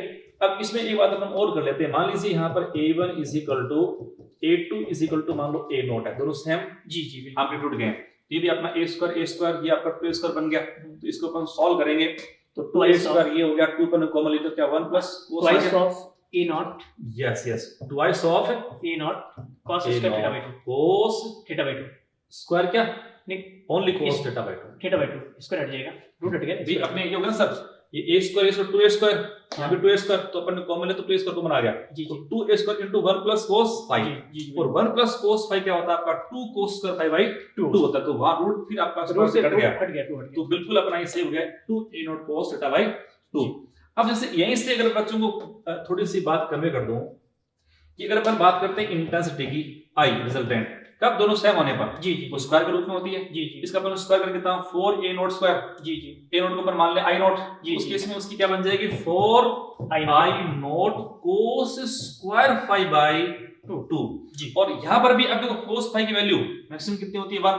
1 तो अगर हम मानते हैं कि दोनों कैसे हैं सेम एम्पलीट्यूड के हैं, दोनों सेम इंटेंसिटी के हैं, उस केस में मैक्सिमम आपका जो एम्पलीट्यूड है वो तो कितना होगा डबल ऑफ डबल हो गया एक सोर्स का, एक सोर्स और इंटेंसिटी कितनी होगी 4 टाइम्स। 4 टाइम्स हो गया। तो एक बात तो यहाँ दो आपके अच्छे प्रश्न बन गए। अब इससे से अपन बदलते हैं इसकी इंटेंसिटी, बन करते हैं I resultant I R i1 plus आपका i2 plus 2 root i1 i2 cos 5। तो मेनली जिसे मैं कहता हूं कि बच्चों एक तो अपने फॉर्मूला याद होना चाहिए जी बिल्कुल, दूसरा हमारे पास ये फॉर्मूला याद होना चाहिए, और ये अपन कन्वर्जन करके यहाँ बना चुके, तो मोटे तौर पर आपके दो फॉर्मूले बन गए। अब जैसे अपन बात करते हैं सर कि फाई जो वेरी करता है 0 to 180, तो cos 0 हमारा कितना होता है 1 मैक्सिमम। तो अगर आपसे पूछे ए आर मैक्सिमम तो कितना यहां से बन गया हमारे पास a1 square plus a2 square 2a1 a2 1 हो चुका। तो सुपन क्या लिख पाएंगे a1 प्लस a2 स्क्वायर जी जी या a1 plus a2 only a1 plus a2 हो जाएगा, रूट से रूट हट जाएगा। तो A R maximum a1 plus a2, A R minimum A R more minus place कर दो अपन डिफरेंस a1 माइनस a2 जी। तो यहां से अपन ने सीखा कि a maximum a1 plus a2, a minimum a1 minus a2 या a2 माइनस a1 जो बड़ा होगा उस पर डिपेंड करेगा, डिफरेंस दोनों का डिफरेंस लेना है, दोनों डिफरेंस आएगा, ये कोई इशू नहीं है। अब अपन आईआर निकालेंगे, इसका फॉर्मूला बन गया। यहां पर भी cos 5 पर यूज करेंगे तो मैक्सिमम की वैल्यू 1 मैक्सिमम की वैल्यू पर निकालें। जब ये 1 होगा सर तो हमारे पास आईआर कितना हो जाएगा root of i1 plus root i2 का होल स्क्वायर, और अगर मिनिमम होगा तो आ जाएगा डिफरेंस। तो अब जैसे सर आप थोड़ी सी हेल्प करो मेरी कि एक तो इसमें आई जो आपका ए मैक्सिमम और ए मिनिमम ये बच्चों को एक्सप्लेन कर दो, और आई आपकी मैक्सिमम और मिनिमम उसको एक्सप्लेन कर दो, उसका रिलेशन निकाल दो। बिल्कुल बिल्कुल। हाँ अब देखिए मैक्सिमम के लिए सर ने अभी बोला था कि cos 5 की मैक्सिमम वैल्यू लेनी, और मैक्सिमम वैल्यू कितनी होती है 1 होती। तो cos 5 की मैक्सिमम वैल्यू यहाँ पे अगर मैं 1 पुट करता हूँ तो मुझे जो a मैक्सिमम मिलता है वो कितना मिल जाएगा, यहाँ से a1 प्लस a2 मिल जाएगा, सीधे सीधे वैल्यू पुट करते हैं। और यहाँ से आपने a मिनिमम की अगर हम बात करेंगे तो a मिनिमम जो मिलेगा a1 डिफरेंस ऑफ a2, बड़े में से छोटे को घटाना है। इंटेंसिटी की बात करेंगे तो इंटेंसिटी के लिए भी आप क्या बोलेंगे cos 5 की मैक्सिमम वैल्यू 1 हो जाएगी। तो i मैक्सिमम जो हमें मिला यहाँ से i maximum is equals to i1 plus i2 twice of root i1 i2 मिला। इसको अगर मैं सॉल्व कर दूं तो एक तो सर जैसे एक इतना ही बच्चों को आना चाहिए जी, मैक्सिमम ये है, एक तो ये आना चाहिए, जैसे एक ये लिखो सर आप बिल्कुल इसको अपन कन्वर्ट करते हैं, देखो i1 वो और कुछ सिखाते हैं कुछ चीजें plus i2 plus twice of root i1 i2, और मिनिमम के लिखेंगे तो नेगेटिव आ जाएगा, बस इसको कुछ करना ही नहीं है। i1 plus i2 minus twice of root i1 i2 आपको मिल, ये मिनिमम और मैक्सिमम मिल गया। बिल्कुल, और इसको अपन जैसे कन्वर्ट करेंगे तो ये आपका आ गया root i1 plus root i2 इसका होल स्क्वायर, और इसे माइनस के रूप में माइनस का अब सर देखो यहीं से अपन थोड़ी बातें बच्चों को और अभी साथ ही कन्वर्ट कर, जिससे कि 4-5 प्रश्न आपके साथ ही हो जाएं। बोलो हम तो कर सकते हैं, आगे किस प्रॉब्लम भी देखिए। एक प्रॉब्लम आपने सीधे सीधे दे रखी है, वहां पे आयाम जो दे रखा जस्ट 2a दे जाएगा, तो वहां से 4 टाइम्स आ जाएगा। अब जैसे थोड़ी सी बात अपन इस बात में करें बच्चों को कि इंटरफेरेंस का रियल मतलब होता है क्या, थोड़ा सा उस पर चर्चा करने को। तो जैसे मान लो हमारे पास ये कोई एक वेव मान लो और ये कोई दूसरी वेव थी, इनका सुपर इम्पोज हो गया। बिल्कुल बिल्कुल, और इस सुपर इम्पोज में देखो दोनों में फेज डिफरेंस कितना पाई का है, पाई का है, अपोजिट फेज में है, और ऐसे में तो ये तो इनका रिजल्टेंट का 0 हो चुका। बिल्कुल बिल्कुल। अब सर देखो इसमें क्या बताया कि मान लो जैसे मैं इसको हटा करके अब दोनों को ऐसे मान लूं सेम डायरेक्शन में, सेम डायरेक्शन मान लेता हूं, थोड़ा सा वहां से बच्चों को अपन करते हैं एक्सप्लेन। मान लो ये कोई एक वेव है और ये कोई वेव है दूसरी, ये इनका सुपर इम्पोज हो गया। जी जी, अब तीसरी वेव जो बनेगी इनकी जो रिजल्ट वेव बनेगी। जी जी। अब देखो उसमें क्या हम चीज देखेंगे कि जैसे फर्स्ट वेव था ना, मान लो इसको मैंने कहा ये फर्स्ट है, इसको मैं कहता हूं सेकंड, इसका ये जो एम्पलीट्यूड है वो आपका A1 है, ये आपका असर हो गया A2। जी जी। तो मैक्सिमम कितना हुआ A1 प्लस A2 हो जाएगा, A1 प्लस A2। अच्छा, मैं इसकी मानता हूं इंटेंसिटी मान लो I1, इसकी मानता हूं इंटेंसिटी I2, तो जो यहां बनेगा मैक्सिमा उसकी इंटेंसिटी अपने बच्चों से बोली वो I1 plus I2 plus this है।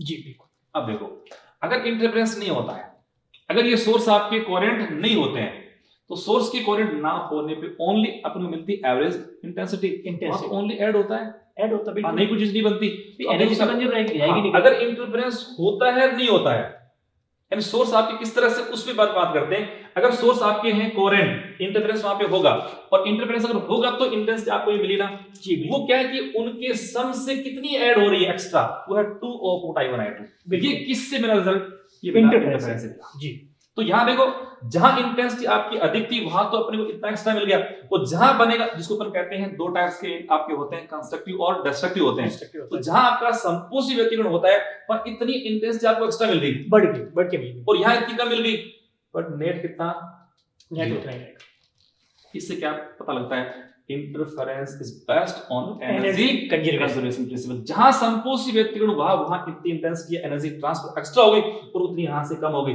ये कहां पे हुए, संपोषी व्यतिकरण स्थानों पर, यहां कितनी होगी, वहां पर विनाशी वाले स्थानों पर हो गई। तो ये अब देखो यहीं से क्वेश्चन बनेंगे कि I मैक्सिमम और I मिनिमम इनको अपन ऐड करें तो कितना आएगा, twice of I1 plus I2। इसको अपन डिफरेंस करें तो कितना आएगा। ये चीजें फिर आपके बड़े बड़े क्वेश्चनों में काम आती रहती हैं। बच्चों को ये यहां से बच्चों को पकड़ लेना चाहिए, भाई I मैक्सिमम कितना है, I मिनिमम कितने, फॉर्मूला बिल्कुल फिक्स है। AR अपने को आना चाहिए, अपने IR आना चाहिए, दोनों के सेम होने पे AR आना चाहिए। A maximum, A minimum, I maximum, I minimum आपको आने चाहिए।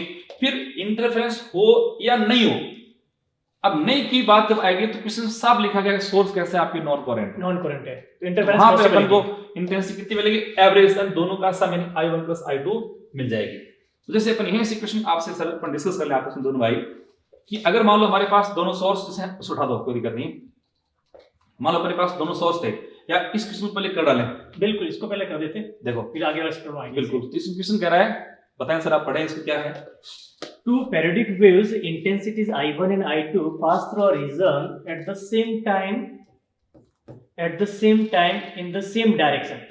The sum of maxima and minima intensity. Maxima और minima पूछा, अपने यहाँ पे maxima minima और maxima सम पूछा है, अपने यहाँ पे minima और maxima में हम कहेंगे इंटरफेरेंस तो पॉसिबल ही नहीं है, क्योंकि periodic है, और periodic है इसका मतलब क्या हो जाएगा, तो आवर्ती दे रखी ना आपको। अच्छा हाँ बिल्कुल, ये वो नॉन कोहेरेंट नहीं है, नॉन कोहेरेंट नहीं है, पेरियोडिक है। तो कोहेरेंट आपको हम कहेंगे कोहेरेंट सोर्स मिलेगा, इंटरफेरेंस मिलेगा। अब इंटरफेरेंस मिलेगा, दोनों का सम कर देते हैं, बिल्कुल अभी मैंने लिखा है, बिल्कुल।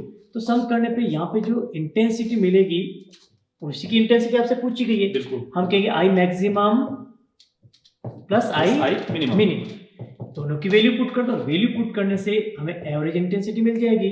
यहाँ से जो वैल्यू मिली थी I1 plus I2 plus twice of root I1 I2 plus I1 plus I2 minus twice of I1 I2, cancel out each other, और हमें जो मिला है twice of I1 plus I2 आपको मिल गया। अब फॉर्मूले पहले से अपन तैयार कर रखे तो तुरंत प्रॉब्लम आपकी होगी, सीधे आंसर आ जाएगा। ध्यान रखना है कि सोर्स किस प्रकार के हैं। हाँ, पेरियोडिक का मतलब हम कहेंगे कोहेरेंट सोर्स। हाँ बिल्कुल, जब तक क्वेश्चन में साफ नहीं लिखे ना, या तो लिखे टू सेपरेट सोर्स। हाँ, सेपरेट सोर्स कभी भी कोहेरेंट हो ही नहीं सकता, इसका मतलब नॉन कोहेरेंट है, या क्वेश्चन खुद लिख दे तो कोहेरेंट सोर्स है ही नहीं, नॉन कोहेरेंट ही है, तब अपने को उस चीज को फॉलो करनी है। जी आगे आंसर आपका बिल्कुल सर। तो ये अभी क्वेश्चन करा था, बिल्कुल उसमें क्या है, इसमें एम्पलीट्यूड जो है A0 की जगह 2A0 है, तो A0 की वैल्यू यहाँ पे मैं राइट करूँ तो क्या मिल जाएगा, 2A मिल जाएगा। तो सर इसका भी इतना ही है, हाँ इसका भी इतना ही है, यस दोनों का इतना ही रखा है। जैसे अपन सिंपल अपन आपस में डिस्कस करें इस बात के लिए, अपना जैसे क्वेश्चन पे अप्रोच करें सर अपन लोग, तो पहले दो वेव की अपन देखें एम्पलीट्यूड कितने हैं। तो A1 सर हमारा कितना हुआ, 2A0, A2 कितना हुआ, 7। अब बात करते हैं फेज डिफरेंस की।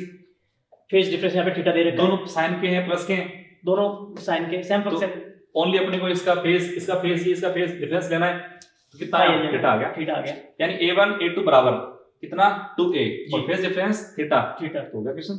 क्वेश्चन जैसे करेंगे हम Yes. तो रिजल्टेंट जो मिलेगा सीधे सीधे हमें जो मिला था twice of A not cos theta by 2 या 5 बाई Yes, 2 बिल्कुल। और यहाँ से वैल्यू पुट करते हैं, ये वैल्यू जो मिली आपको twice of 2a 2a cos theta by 2। Yes, yes. हमें जो मिला है 4 times of 4 time a cos theta theta by by 2 मिला। 2। ये फॉर्मूला याद है तो आप तो बिल्कुल, टिक करोगे, और याद नहीं है तो फिर क्या कर सकते हो इसमें? बिल्कुल वेक्टर में अपन बच्चों को खूब पढ़ाते हैं, इनको तो आना चाहिए। तो इसका आंसर हो गया मेरे हिसाब से जी फॉर्मूला सॉरी बड़े? Third option third option. हाँ जी नेक्स्ट, हाँ ये जो अपन कह रहे थे देखो यहाँ कला लिखा है संबंध स्रोत कला संबंध में हो। कोरेंट सोर्स दे Yes, रखा है yes. इन्होंने। ये प्रॉब्लम क्या बच्चों, बहुत ये नीट के लिए बहुत शानदार प्रॉब्लम है, जी जबरदस्त प्रॉब्लम है। light from two current source of the same amplitude a wavelength lambda illuminates the screen. The intensity of central maxima is I I naught. naught. Central maxima I naught दे रखी है यहाँ पे। If the source are in current intensity at the same point. अब देखिए यहाँ पे एक बार तो इंटरफेरेंस हो रहा है, बिल्कुल। एक बार इंटरफेरेंस नहीं हो रहा है। जब इंटरफेरेंस हो रहा था उस कंडीशन में हम कहेंगे सोर्स S1 और S2 दोनों कोरेंट थे, और यहाँ से आपने का जो भी वेव्स पहुंच रही थी यहाँ पे इंटेंसिटी जो दे रखी है वो I नॉट दे रखी है, और यहाँ पे इंटेंसिटी कितनी मिलती है फॉर्मूला से अभी हमने 4 देखा I तो naught। आपने कहा 4 टाइम्स मिलती है, तो ये किसके बराबर मिल गई 4 टाइम्स मिल गई, 4 4 I। टाइम्स ऑफ I मिल गई। तो I की वैल्यू जो हमें मिली है एक सोर्स की, इसकी इंटेंसिटी I है, इसकी भी I है, तो यहाँ से हम कहेंगे I नॉट बाई 4। ये इंटेंसिटी है, इंटेंसिटी ऑफ सिंगल सोर्स। बिल्कुल सिंगल सोर्स की इंटेंसिटी हमने कैलकुलेट की तो क्या मिल गई I नॉट बाई 4 मिल गई। ये तो हमें क्या हो गया, पहला केस जो था इसका इंटरफेरेंस हो गया। बिल्कुल। इंटरफेरेंस में अब आपने कहा दोनों नॉन कोरेंट है, नॉन कोरेंट में हम क्या बोलेंगे, इंटरफेरेंस तो होगा नहीं, पॉलीसम दोनों का सम होगा, क्योंकि एनर्जी तो उतनी रहेगी Yes, ना, तो yes. बढ़ेगी ना घटेगी, दोनों का सम होगा। तो दूसरे केसेस में हमें जो मिलता है वो आई थिंक दिस वन मिल जाएगा। हम कहेंगे इंटेंसिटी जो मिलेगी आई डैश वो किसके इक्वल हो I जाएगी, plus I I plus I 2i। That is 2i, और आई की वैल्यू हमने कैलकुलेट किया तो कितना मिल गया था, दिस वन दैट इज हम कहेंगे आई नॉट बाई 2। जब हम कहेंगे इंटरफेरेंस नहीं होगा तो मैक्सिमा अभी भी आपको वहां पे क्या मिल रही है, ब्राइटनेस तो मिल Right. रही है, ब्राइटनेस मिल पर रही है, सेम इंटेंसिटी इंटेंसिटी चेंज होगी, चेंज इंटेंसिटी चेंज होगी। पहले जो आई नॉट थी वो आई नॉट बाई 2 होगी, जस्ट हाफ इंटेंसिटी बिल्कुल होगी। बिल्कुल। सोर्स वही है बट सोर्स दोनों कोरेंट है, Correct। उतनी इंटेंसिटी है, बट इसमें हम कहेंगे फेज जो है टाइम पे डिपेंड कर रहा है, तो ऐसे कुछ मिलेगा। Answer I think I not by 2 आना चाहिए। बिल्कुल Fourth option। बिल्कुल।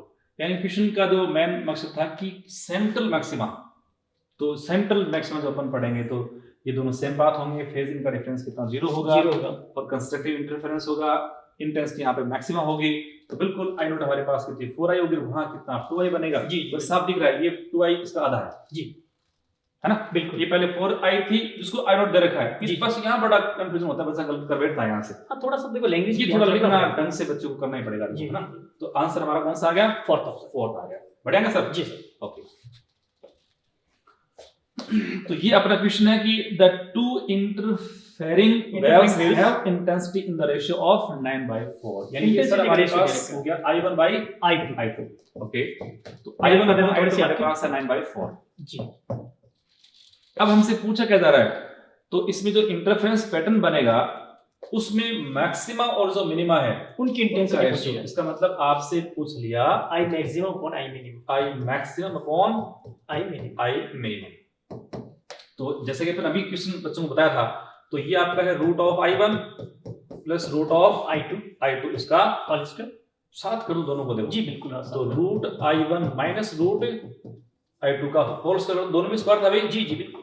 अब इसमें अपन को दे रखा है, तो या तो मैं इसमें कॉमन ले लूं, मान लो हमारे पास I1 I2 दे रखा है ना, कॉमन ले लो। कॉमन ले लेते हैं हम यहाँ से। तो मैं अगर रूट I1 कॉमन यहाँ भी लेता हूँ, यहाँ लेता हूँ, जी जी तो अपन कॉमन लें किसको, हमारे पास I1 अपन I2 है ना, तो मैं इसमें I2 कॉमन ले लूं, रूट I2 बिल्कुल आ जाएगा रिजल्ट। जैसे रूट I2 में कॉमन लेता हूं तो यहाँ मेरे पास है root I1 upon I2 plus 1, या root I1 upon I2 minus 1।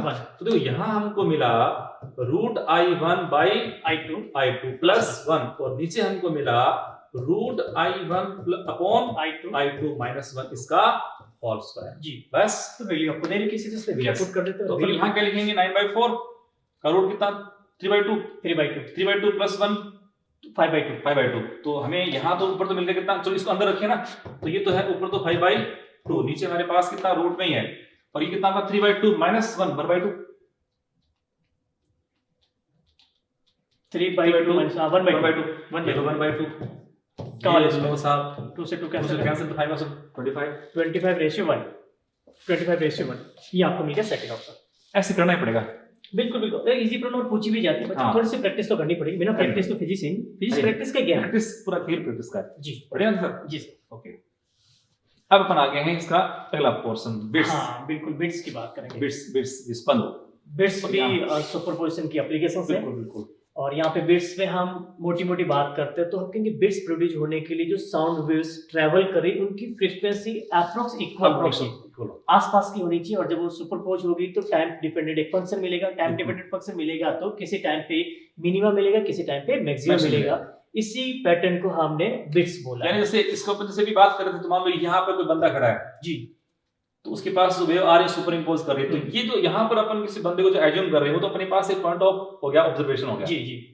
अब यहाँ पे तो अपन कहते हैं यहाँ इंटेंसिटी बढ़ रही घट रही है, जी जी। तो इसी पॉइंट पे मैक्सिमम मिनिमम बना, जी। पहले मैक्सिमम बना, फिर मिनिमम बना, फिर मैक्सिमम मिनिमम मैक्सिमम मिनिमम, तो जो एक मैक्सिमम बना फिर उसको अगला मैक्सिमम बना, जी जी, उसके बीच के साइड डिफरेंस को अपन एक बीट कहते हैं। एक बिट्स कहते हैं बिल्कुल। ऐसे कितने इसके पास से गुजरते हैं एक टाइम सेकंड डिफरेंस में, एक सेकंड के अंदर, तो 1 सेकंड में कितने उसको सुनते हैं उसको अपन कहते हैं बीट फ्रीक्वेंसी शायद। बिट फ्रीक्वेंसी तो शायद एक जो मैन हेल्दी मैन है जिसे अपन अभी कहा था उसके बिल्कुल। ईयर पे 0.1 सेकंड का रहता है, बिल्कुल, तो 10 बिट्स सुन पाएगा, तो 10 बीट सुन पाएगा maximum, maximum 10 bits healthy person, और 10 से बड़ा है वो उसको फिर वो सुन नहीं पाएगा, डिफरेंस वाइब्रेट नहीं कर पाएगा, फॉरगेट नहीं कर पाएगा उनको।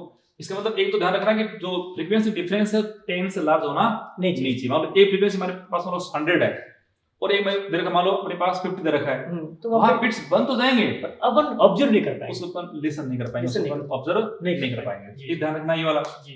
दूसरा मोटा मोटी इसमें है क्या, तो पहले तो अपन क्वेश्चन को लेते हैं, बाद में आगे बातें करेंगे। Beats are the result of, सीधे सीधे बोले कि बिट्स प्रोड्यूस क्यों हो रहे हैं, हाँ, उसका yes. रीजन आप कहेंगे विवर्तन ऐसा नहीं हो सकता है, डिस्ट्रक्टिव इंटरफेरेंस ये भी नहीं हो सकता, कंस्ट्रक्टिव एंड डिस्ट्रक्टिव इंटरफेरेंस ये भी नहीं हो सकता है, superposition of the waves of nearly equal frequency, यानी फोर्थ ऑप्शन आपका आ गया, डेफिनेशन से आ गया। बिल्कुल रफली सेम फ्रीक्वेंसी, एम्पलीट्यूड तो शायद रफली इक्वल हो या डिफरेंट, उसमें कोई खास मुद्दा नहीं है, पर मेन जो इसकी शर्त है वो रफली इक्वल फ्रीक्वेंसी, जी, जिसका डिफरेंस 10 से लार्ज नहीं होना हो। ओके, अब देखो ये बात अपन यहाँ से काम लेंगे। जी जी बिल्कुल बिल्कुल दे रखा है यहाँ पे, और इसमें अपन ने पीछे जो इंटेंसिटी बात करी वो भी इसमें काम अपन लेंगे अच्छे से। तो दोनों चीज पूछी है। एक अच्छा प्रश्न हमारे लिए बन गया, ये कह रहा है 2 waves are represented by y1 equal to this and this, then तो सर एक तो मैं कह रहा जैसे मैंने पहली बात अपन अभी डिस्कस कर रहे थे कि बच्चों को क्वेश्चन जैसे क्वेश्चन देखते उसका आंसर आना चाहिए, बिल्कुल बिल्कुल बिना लिखे आना चाहिए, अगर बिना लिखे आ जाए मेडिकल में होना चाहिए, ये होना चाहिए बच्चे का। जैसे अपन देखें तो इसका एम्पलीट्यूड कितना हमारे पास है 4, इसका कितना आपका फ्रीक्वेंसी कितनी ओमेगा, वो है 404 पाई। जी बिल्कुल, अगर मैं इसको यहीं से हाफ कर दूं तो बिल्कुल यहाँ से आ जाएगा 202 आ गया, पाई घटा दूं, हाँ बिल्कुल, 2 पाई n है। जी जी बिल्कुल बिल्कुल, तो बच्चों को पहले यहाँ थोड़ा सा हल्का सा बताएंगे कि हमारे पास तो 2 पाई n है, तो पाई से पाई मुड़ा है, इसको मैं हाफ किया तो n आ गया ना, n की जो भी यहाँ लिखा हो ना पाई के रूप में मोस्टली आता है जी, पाई को वहां हटा दो तुरंत, उसको हाफ कर दो, तो यहाँ मेरे पास कितनी फ्रीक्वेंसी 202 है जी, ऐसे इसको दे तो कितना 200 200 आ गया, तो यहाँ 200 यहाँ कितना का 202, डिफरेंस कितना 2 का, तो बिट्स तो आपने का 2 बन गए जी बिल्कुल। अब 2 बिट्स बने तो ये आपके फॉर्मेशन के भी अच्छे हैं और विजिबल भी अच्छे हैं जी, दोनों काम अपने पास, ऑडिबल भी हैं, सुन भी पाएंगे अपन को, तो एक बात तो हो गई। अब इसमें मेन जो मोटा मोटी बात किस पे आ रही है वो है इसकी एम्पलीट्यूड अलग अलग दे रखा है, हाँ ये इसका 4 इसका कितना 3 है 3, तो बिट्स तो बन गए।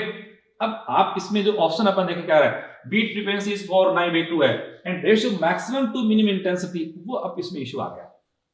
तो उसके लिए एक तो आपको देखना पड़ेगा कि इसमें डिपेंडेंस अभी मैंने कहा कि इंटेंसिटी आई प्रपोज था n² * a²।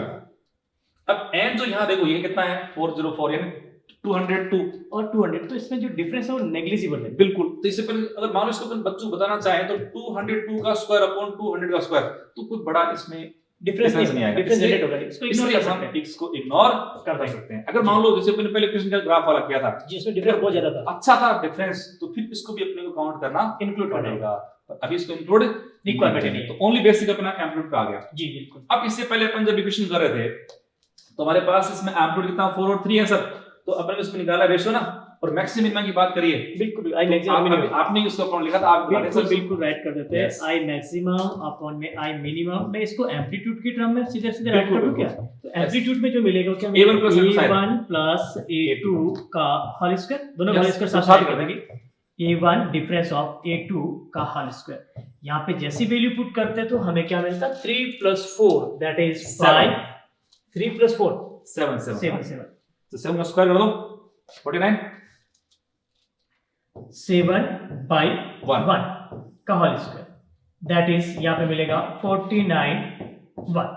यस तो यहाँ पे मैक्सिमम और मिनिमम, अब ऑप्शन देखेंगे, ऑप्शन में थोड़ा सा इन्होंने उल्टा दे दिया हाँ। तो कोई ना सारे ऑप्शन ऐसे ही हैं, सारे ऑप्शन ऐसे ही है। एक में 49:1 भी लिखा है, बट यहाँ पे बिट्स फ्रीक्वेंसी 4 दे रखा है, इसलिए पॉसिबल गलत नहीं, होगा। पॉसिबल नहीं।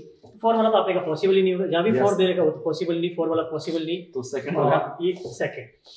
अब इसमें थोड़ा सा समझ मैक्सिमम और मिनिमम, तो ये आपका 49:1 आना चाहिए ना, थोड़ा सा चेंज कर देता हूं। पर अब इसमें आप ये क्वेश्चन टिक कर पाएंगे क्योंकि दूसरा ऑप्शन भी आपको Option मैच नहीं। नहीं कर रहा। और इस तरह की प्रॉब्लम देखिए सर, एक चीज अपने इसमें और सोचते हैं, यस तो जैसे बिट्स मैंने कैलकुलेट कर दिया, बिट्स कैलकुलेट करके मैंने ऑप्शन देखा तो आपने एक ही ऑप्शन में से 2 हाँ। मिलता है, तो हम आगे कैलकुलेट करें। करने की रिक्वायरमेंट Requirement सीधे टिक कर देते तो कई बार ऐसा होता है नीट में। हाँ, और जो स्मार्ट स्टूडेंट होते हैं ना, हाँ टाइम को जो सेविंग करते हैं, टाइम सेविंग मोड पे आ जाते हैं, वो बिल्कुल। अपने प्रॉब्लम को रीड करने से पहले ऑप्शन पे नजर डाल देते करते हैं, यस कि ऑप्शन किस तरह का क्या चाहता है। यस यस तो ऑप्शन में जैसे नजर डाली, उनका आंसर विद इन 10 सेकंड में मिल गया। आगे देखते हैं आगे अब बिल्कुल बिल्कुल। इसका हाफ के इसका आपका 2 डिफरेंस है टक हो तक गया, कर आगे सॉल्व ही नहीं किया, सॉल्व नहीं करा, सोचा नहीं, कुछ भी नहीं ऐसा सोचा। करना चाहिए, ऐसा होना ही चाहिए। बिल्कुल।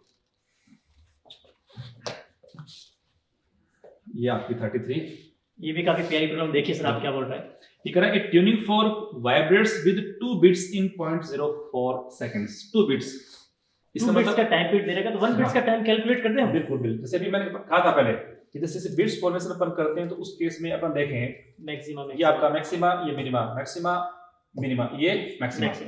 2 बिट्स का टाइम आपको दे रखा है यहाँ से यहाँ तक का, तो अपन एक का निकाले सर। जी जी, तो एक का हमारे पास कितना 0.02 हो गया, 0.02 हो गया। 0.02 ये इसका बिट टाइम पीरियड हो गया एक तरह से। जी जी, और इससे अपन ये बिट टाइम पीरियड हमारे पास कितना, देखो मैं इसको लिखूं यहाँ पे, तो t मेरे पास हो गया 0.02 सेकंड। जी ऐसे में इसकी फ्रीक्वेंसी हो जानी चाहिए 1/t, दैट मीन 1/0.02। 300/2 50 आ गया। बिल्कुल 50 आ जाएगा, आंसर 50 दे रखा ना। हाँ यस, तो इसका फर्स्ट ऑप्शन आ जाएगा 50 हर्ट्ज आ जाएगा। बिल्कुल। यहाँ पे 2 बिट्स दे रखा है, वो 4 बिट्स भी बोलते हैं, 1 बिट्स भी बोलते हैं, हाँ। जैसे बोले वैसा आप लिख Divide कर दो उसको। लैंग्वेज के अकॉर्डिंग आप Yes, करते yes. हो। चलो बड़े जी सर। हाँ, ये बहुत प्यारी प्रॉब्लम क्या है। प्रॉब्लम है? A tuning fork arrangement, एक पेयर दे रखा, produce 4 bits per second with a 1 fork of frequency 288 cycle per second.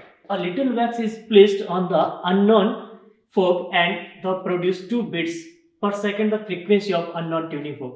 इस तरह की प्रॉब्लम में बच्चा कई बार कंफ्यूज होता है। कंफ्यूज होना ही नहीं, सबसे पहले जैसा बोला वैसे चलो। बस चलो। सबसे पहले बोलो कि नॉन कौन सा है, चलो इस नॉन को मैंने यहाँ पे राइट कर दिया, ये नॉन आपका मिल गया। ये हम इसमें कहेंगे जैसे सर non एक आ चीज बताऊं जाएगा। आपको मैं जी, कि जैसे बॉस, जैसे इस क्वेश्चन में जो बॉस करवाते हैं वो स्केल लेके कर जबरदस्त करते हैं वो। बिल्कुल बिल्कुल। इसके उसका लिए- लेकिन इसका हाँ। बॉस की बराबर तो देखो कि एनर्जी, वो एक लीजेंड पर्सन है, उनकी हाँ। बात तुम क्या करें।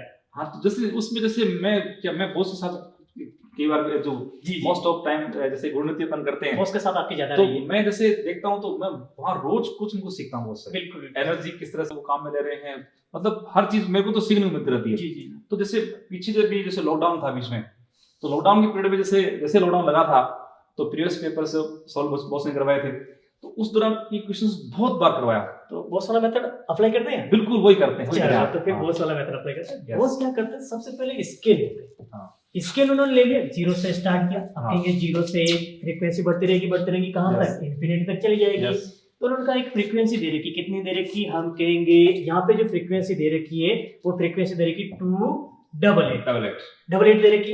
अब हम कहेंगे अननोन है, तो अननोन की फ्रीक्वेंसी या तो इससे ज्यादा होगी या इससे कम होगी। Yes. तो कितना डिफरेंस होना चाहिए, 4 बिट्स का डिफरेंस होना Yes. चाहिए। तो अननोन की जो फ्रीक्वेंसी है या तो इससे ज्यादा होगी या इससे कम कम होगी। होगी। कितनी ज्यादा होगी, 4 और बिट्स कम- प्रोड्यूस करें तो आपने कहा 4 से ऐड कर दो मैं, तो मुझे यहाँ से जो मिलेगा 292 मिल जाएगा और यहाँ पे 284 मिल जाएगा।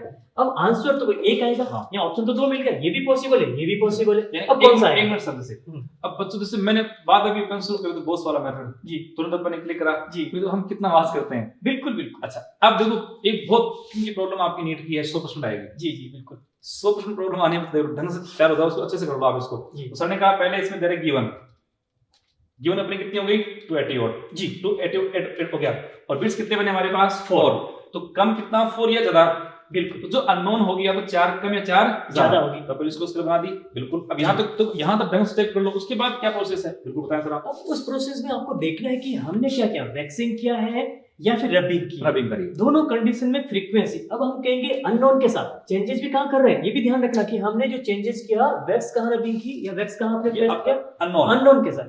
तो अननोन के साथ ही हमें वैक्सिंग करनी है, और वैक्सिंग करने से होगा क्या, इसका फ्रीक्वेंसी थोड़ा कम हो जाएगा, यानी ये इसके पास में आ जाएगा, फ्रीक्वेंसी कम होगा ये पास में आ जाएगा, इसका भी फ्रीक्वेंसी कम होगा, तो हम कहेंगे ये अननोन से दूर चला गया। अब अननोन से दूर चला गया तो इनके बीच का जो बिट्स फ्रीक्वेंसी का डिफरेंस है वो इंक्रीज हो गया, और ये इसको अप्रोच कर रहा। अब 292 288 के पास आ रहा, तो यहाँ पे डिफरेंस कम हो रहा। अब हम देखेंगे कि आफ्टर वैक्सिंग क्या हुआ हमारे साथ, आफ्टर वैक्सिंग क्या हुआ, आफ्टर वैक्सिंग क्या हुआ। तो आफ्टर वैक्सिंग यहाँ पे देखेंगे तो आफ्टर वैक्सिंग बिट्स फ्रीक्वेंसी 4 से 2 होगी, 4 से 2 होने का मतलब आंसर कौन सा जाना चाहिए, यही आंसर जाना चाहिए। तो 1 में फायदा बिल्कुल, बोस का मेथड देखो। हाँ, अब जैसे अपन ये थोड़ा सा बच्चों को कन्वे कर दें कि जो ट्यूरिंग फोर्क होता है जी, या तो इसके जो आर्म्स होती है उसमें वैक्सिंग करेंगे, यानी मोम लगा देते हैं, मोम लगा दो, टैप लगा दो, आपने इसको लोडेड कर दिया, उसको भरित कर दिया, बिल्कुल। तो लोडेड करेंगे यानी भरित करेंगे या अनलोडेड करेंगे, दो चीजें हैं। आपने इस पे लोड यानी आपने वैक्स ऐड कराया, उसको रिमूव कराया, इसका मतलब अनलोडेड हो गया। जी जी। तो जब इसमें वैक्स आप लोड करेंगे तो इसकी फ्रीक्वेंसी आपकी कुछ हो जाएगा डिक्रीज, कम हो जाएगी। अनलोड करेंगे रब करेंगे तो हो जाएगी इंक्रीज। ये बच्चों ध्यान रखना है, बाकी ये मतलब बहुत शानदार है जी जी। बच्चा तुरंत इससे कैच करता है, आंसर आपका तुरंत से मिल जाता है। जी तो आंसर हमारा कौन सा है इसमें आया 292। Very good. इसको ये रखते हैं अपन आगे, इसी क्वेश्चन से अपन इसी से बनाएंगे अगला जी। जैसे नेक्स्ट क्वेश्चन आपका ये देखो, तो इसी से इसको बनाएंगे, इसको अपन रब नहीं करेंगे, देखो ऑप्शन हटा देते हैं। हाँ ऑप्शन हटा दो इसका। देखो अपने इधर का दो two string x and y of a sitar produce a beat frequency 4, वापस डिफरेंस 4 ये जी जी। तो वहां कोई सोचा नहीं है। When the tension of the string y is slightly increase the beat frequency is found to 2 यानी वापस बीट कम हो रहे हैं। जी जी। पहले कितने 4 थे, फिर कितने घट करके 2 रह गए।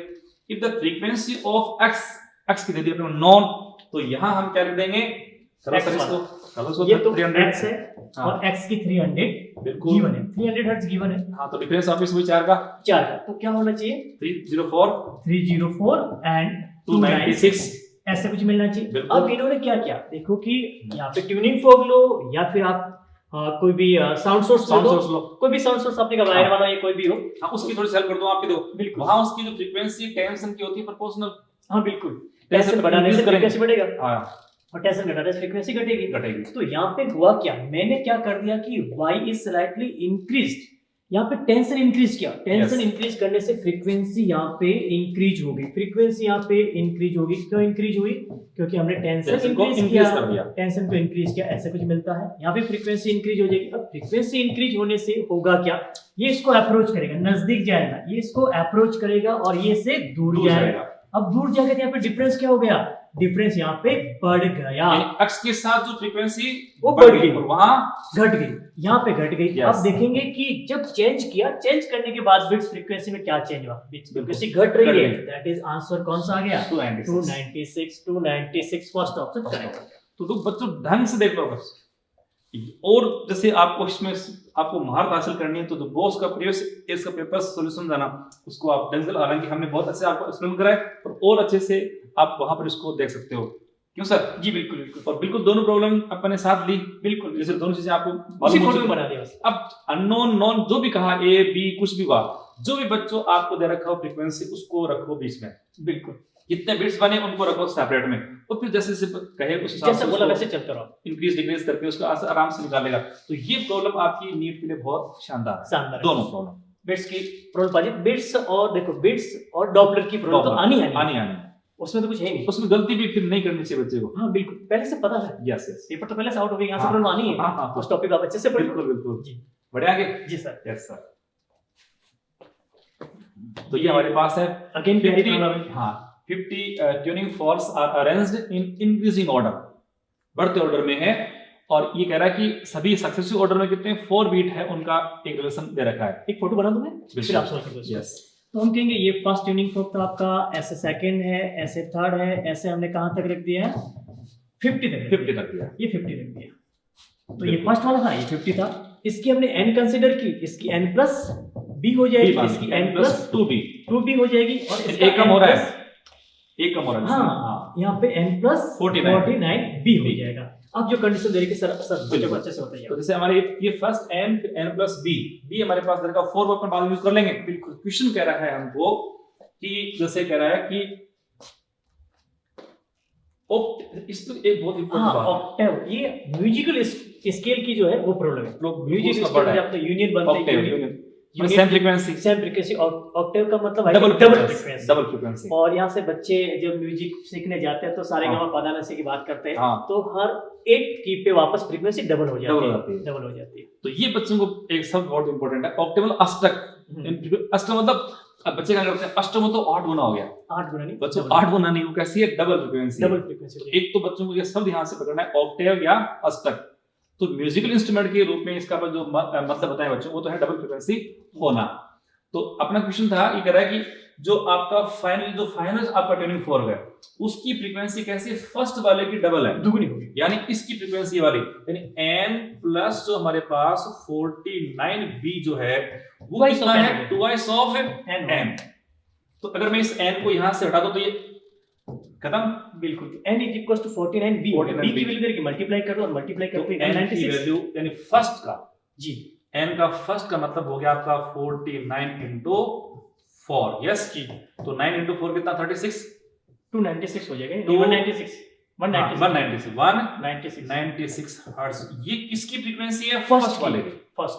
वो किसी की भी पूछ सकता है, अब किसी की पूछा, आपके सबके पास पढ़ ले, एक कम कर दो उससे, लास्ट पूछे तो इसकी डबल कर दो। सर अपन कहेंगे 11वीं 11th वाली पूछनी है, हां तो 11 की कैलकुलेट, 11 को 10 की प्लस कर दो, यानी फर्स्ट कितनी थी हमारे पास, तो निकाल लिया अपन ने, फर्स्ट अपन निकाल 196 प्लस अपन करेंगे तो 10 into 4, ये 40 हो गया, तो हो गया आपका 196 प्लस 40 236। इसलिए आप किसी फर्स्ट का, सेकंड का, फिर आप इसे आराम से फाइंड कर सकते हो, किसी का भी कैलकुलेट कर सकते हो। तो ये हमारा आंसर हो गया थर्ड जी।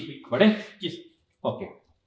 तो नेक्स्ट प्रॉब्लम बनी है, the two sound waves with wavelength this and this respectively each propagates in a gauge with velocity this, we expect the following number of bits per second। वापिस एक तरह से bits वाला formula है, beats का। तो speed v equals to n lambda, yes. तो यहां से आप कहेंगे n इक्वल्स हमें क्या मिलेगा, v अपॉन लैम्डा। तो डिफरेंस हम कैलकुलेट करेंगे बिट्स फ्रीक्वेंसी का, तो b इक्वल्स हम क्या बोलेंगे, n1 डिफरेंस ऑफ n2, और वैल्यू पुट करते ही आई थिंक जो बिट्स फ्रीक्वेंसी आपको मिलेगी वो क्या मिल जाएगा, साउंड की स्पीड सेम रहेगा, lambda1 minus v upon lambda2, और वैल्यू पुट करने पे ये जो मिलेगा, v को कॉमन ले लूं मैं, तो यहां से क्या मिल गया मुझे, 1 अपॉन लैम्डा, यानी 1/5 माइनस 1/5.5। इसको सॉल्व कर दे, और सॉल्व करने पे v की वैल्यू 330 दे रही सर, यस 330 दे रही, ये 330 हो गया। और यहाँ से आप देखेंगे डिफरेंस जो मिला वो कितना मिला, 0.5 मिल गया, और अपॉन हम कहेंगे 5 मल्टीप्लाई 5.5। तो यहाँ से सॉल्व करते ही हम कहेंगे सीधे इसको देख लेते हैं, देखते ही ये कैंसिल आउट हो गया, इधर से ये कैंसिल आउट हो गया, 5 से 5 कैंसिल आउट हो गया, और यहाँ से हम कहेंगे 33 अपॉन दिस, तो ये वैल्यू जो मिली है 33 अपॉन 5.5, यस। कैंसिल आउट कर दे, यस कर दें, किससे करें, इसको 11 से करते हैं, 11 से कर दे, तो ये क्या मिलेगा 30 अपॉन 5, दैट इज 6 बिट्स पर सेकंड प्रोड्यूस होंगे, 6 बिट्स पर सेकंड प्रोड्यूस होंगे। कैलकुलेशन, हां आई थिंक हम लोग कम प्रैक्टिस करते तो कैलकुलेशन स्पीड कम है, बच्चे की कैलकुलेशन स्पीड इससे भी फास्ट रहती है। कई बच्चे होते हैं सुपर होते हैं, सब सुपर, जैसे अपन क्वेश्चन करते हैं उससे पहले चलनी चाहिए, टक पर एक जैसे नीट वाले बच्चे क्या करते हैं, जैसे मोस्टली बात अपन करें रिपीटर्स का बच्चा है जी, तो रिपीटर्स बच्चे के क्वेश्चंस तो रट लेते हैं, वो खराब चीज है सर, वो बड़ा गंदा खेल है जी। वो क्वेश्चन पढ़ते हैं, जैसे क्वेश्चन स्टार्ट किया टू साउंड वेव, जैसे उनको लगा ये 0.5.0 ये, अरे तो अपने वाली प्रॉब्लम है पहले वाली, और उसको सीधा आंसर पढ़ते हैं। उसने ये मान लो गलती से मैं इसको ऐसे कर दूं कि 332 कर दिया, और कुछ अलग आ गया, बिल्कुल, तो फिर तो देने पड़ जाते हैं। और ऑप्शन क्या मिलेगा, 6 उसको फर्स्ट ऑप्शन बिल्कुल मिलेगा। एग्जामिनर तो क्या चाहता है कि बच्चा गलती करे, बच्चा गलती करे। और मोस्टली अपन देखते हैं आजकल जो नीट का पेपर जो आ रहा है, एग्जाम जो पेपर सेट करता है वो क्या करता है, वो इजी प्रॉब्लम्स आपसे गलत करवाता है, और रिपीटर बच्चे की इजी प्रॉब्लम ही गलत होती है, और उसके बच्चे की लापरवाही से होती है। बिल्कुल। तो एक तो ध्यान सुन लो, जो रिपीटर बच्चे हैं, जो कोई बच्चे हैं, क्वेश्चन को ढंग से पढ़ें, ठीक है। और दूसरा, अपने रूममेट से कंपटीशन ना करें। नहीं, कंपटीशन खुद से कीजिए ना, खुद से करिए। किसने मना किया? आप कंपटीशन पूरी दुनिया से है। बिल्कुल भी आप पूरे हिंदुस्तान के बच्चों से एग्जाम देने जा रहे हैं। जी जी जी। और मोस्टली जैसे अपन भी इस दौर से निकले हैं जी जी। और अपनी भी गलतियां करी है बात जी बिल्कुल बिल्कुल। अपन जिनके साथ रहे, मान लो अच्छे बच्चों के साथ रहे, खराब के साथ रहे, जो बच्चे अपने साथ रहे, जो अपने क्लासमेट रहे, तो मोस्टली अपन क्या कंपटीशन वही सीमित मान लेते हैं। खास तौर से बच्चा जो अपने आज जो लाइफ अपने पास जो हो वो हॉस्टल लाइफ हो गई। जी बिल्कुल बिल्कुल। और एक रूम में 2 बच्चे रहते हैं। जी जी। तो वहां बिल्कुल आप अपना 100% आपका पार्टिसिपेशन करें, ये बच्चों को करना चाहिए, उससे फायदा मिलता है। तो अपन शायद सेकंड लास्ट में थे। बिल्कुल बिल्कुल। लास्ट में आपके आगे लास्ट टाइम चला देखो, आज के बात से हो गया। बिल्कुल बिल्कुल। यस, तो लास्ट प्रॉब्लम पे आगे हैं देखो। या ये भी प्यारी प्रॉब्लम दे रही है। The intensity of sound increase at night due to, night में साउंड की इंटेंसिटी इंक्रीज हो जाती है। यस, अब इंटेंसिटी इंक्रीज होगी, इंटेंसिटी का जो फॉर्मूला हमने राइट किया था आपने, उसी फॉर्मूले से देख लिया। बिल्कुल उसी फॉर्मूले से देखेंगे तो आपको इंटेंसिटी का फॉर्मूला आपने ऐसा कुछ बताया था, 2 pi square n square a square n square r rho v। तो वहां पे हम कहेंगे साउंड का सोर्स चेंज नहीं किया हमने, एम्पलीट्यूड सेम है, फ्रीक्वेंसी सेम है, ये तो कांस्टेंट क्वांटिटी है। अब चेंज क्या हुआ? आपने कहा मीडियम भी तो चेंज नहीं किया, तो हम कहेंगे वॉल्यूम भी चेंज नहीं हुआ, बट यहाँ पे डेंसिटी जो होगा नाइट के अंदर चेंज हो जाएगी। डेंसिटी ऑब्वियसली नाइट में एयर मीडियम की डेंसिटी थोड़ी सी इंक्रीज हो जाती है, और डेंसिटी इंक्रीज होने से इंटेंसिटी विल बी इंक्रीज। कैसे बोल रहा हूँ मैं? बिल्कुल ऐसे कुछ होना चाहिए। तो ऑप्शन कौन सा जाएगा? Increase in density of air medium की डेंसिटी इंक्रीज हो जाएगी। बिल्कुल बिल्कुल। जैसे अपन सिंपल अपन जो बात करें इस क्वेश्चन के बारे में, जैसे मान लो अपन जो मोस्टली जैसे अपन एनवायरनमेंट की बात करते हैं, तो जो प्लांट्स हैं जी, शायद डे टाइम में वो O2 लेते हैं, नहीं O2 को उत्सर्जित करते हैं, इजिक्ट करते हैं, और CO2 लेता है। और नाइट में शायद उल्टा प्रोसेस होता है। नाइट में फोटोसिंथेसिस, आई थिंक बॉटनी वाले साथी ऐसा बताते हैं कि प्लांट जो है फोटोसिंथेसिस के दौरान ही कुछ ऐसा कुछ करता है। ज्यादा मुझे नॉलेज नहीं उसमें। हां, नहीं उसमें CO2 निकलता है ऐसे, या तो इसका कुछ न कुछ है। भाई को बच्चे को पता अपन जो बोलते हैं, अपन जो बोलना चाह रहे हैं, बच्चे समझ रहे कि सर क्या बोलना चाह रहे हैं, फिजिक्स के टीचर उनको पता ही नहीं बोलती का। यानी जहां तक थोड़ा सा इसमें अपन बात करें तो नाइट में CO2 ज्यादा निकलता है जी। या जैसे दिन में तो आपकी O2 निकल रही है, तो O2 का जो मॉलिक्यूलर वेट है वो कम है CO2 से कम है। हाँ, CO2 का 44। तो नाइट में जो कंसंट्रेशन ऑफ CO2, एक तो जो आपके लिविंग एनिमल्स जैसे अपन साथ में है, अपनी भी और साथ में प्लांट्स की भी वहां ऐड हो रही है, और दिन में तो आप जो प्लांट्स तो O2 निकाल रहे हैं। बिल्कुल बिल्कुल। और CO2 डे टाइम की डेंसिटी कम है, और जैसे CO2 तो CO2 भी आपका है भी कितना 40% होता है क्या एटॉमिक वेट, 44, और O2 का कितना 32। तो वहां इस एयर के कंसंट्रेशन का रोल जो है उससे डेंसिटी आपकी नाइट में क्या होती है, थोड़ी सी इंक्रीज हो जाएगी, और इसकी इंक्रीज होने से आपकी इंटेंसिटी क्या हो जाएगी, बढ़ जाएगी। तो थोड़ा सा बच्चे इसमें थोड़ा बेसिक चीजें बच्चा तो समझ ही रहा होगा। तो हम देखो बातों में 38 क्वेश्चंस कर चुके हैं, और इसका पहला पोर्शन अपन ने वेव्स और साउंड का कंप्लीट जी कर दिया। सेकंड में अपन जो आगे बात करेंगे स्टैंडिंग वेव और डॉपलर इफेक्ट, बहुत इंपॉर्टेंट है। डॉपलर में आई थिंक बहुत सही, और डॉक्टर बॉस का फेवरेट टॉपिक है, बच्चों को मजा आ जाएगा। सुपर से मैं पढ़ा बहुत से पहले शुरू में, तो उसको तो आते ही वो अपना आपा खो देते हैं, ऐसे बिल्कुल शानदार टॉपिक उनका रहता है। तो इस लेक्चर अपन समाप्त करें। बिल्कुल। Okay, thank you, all the best.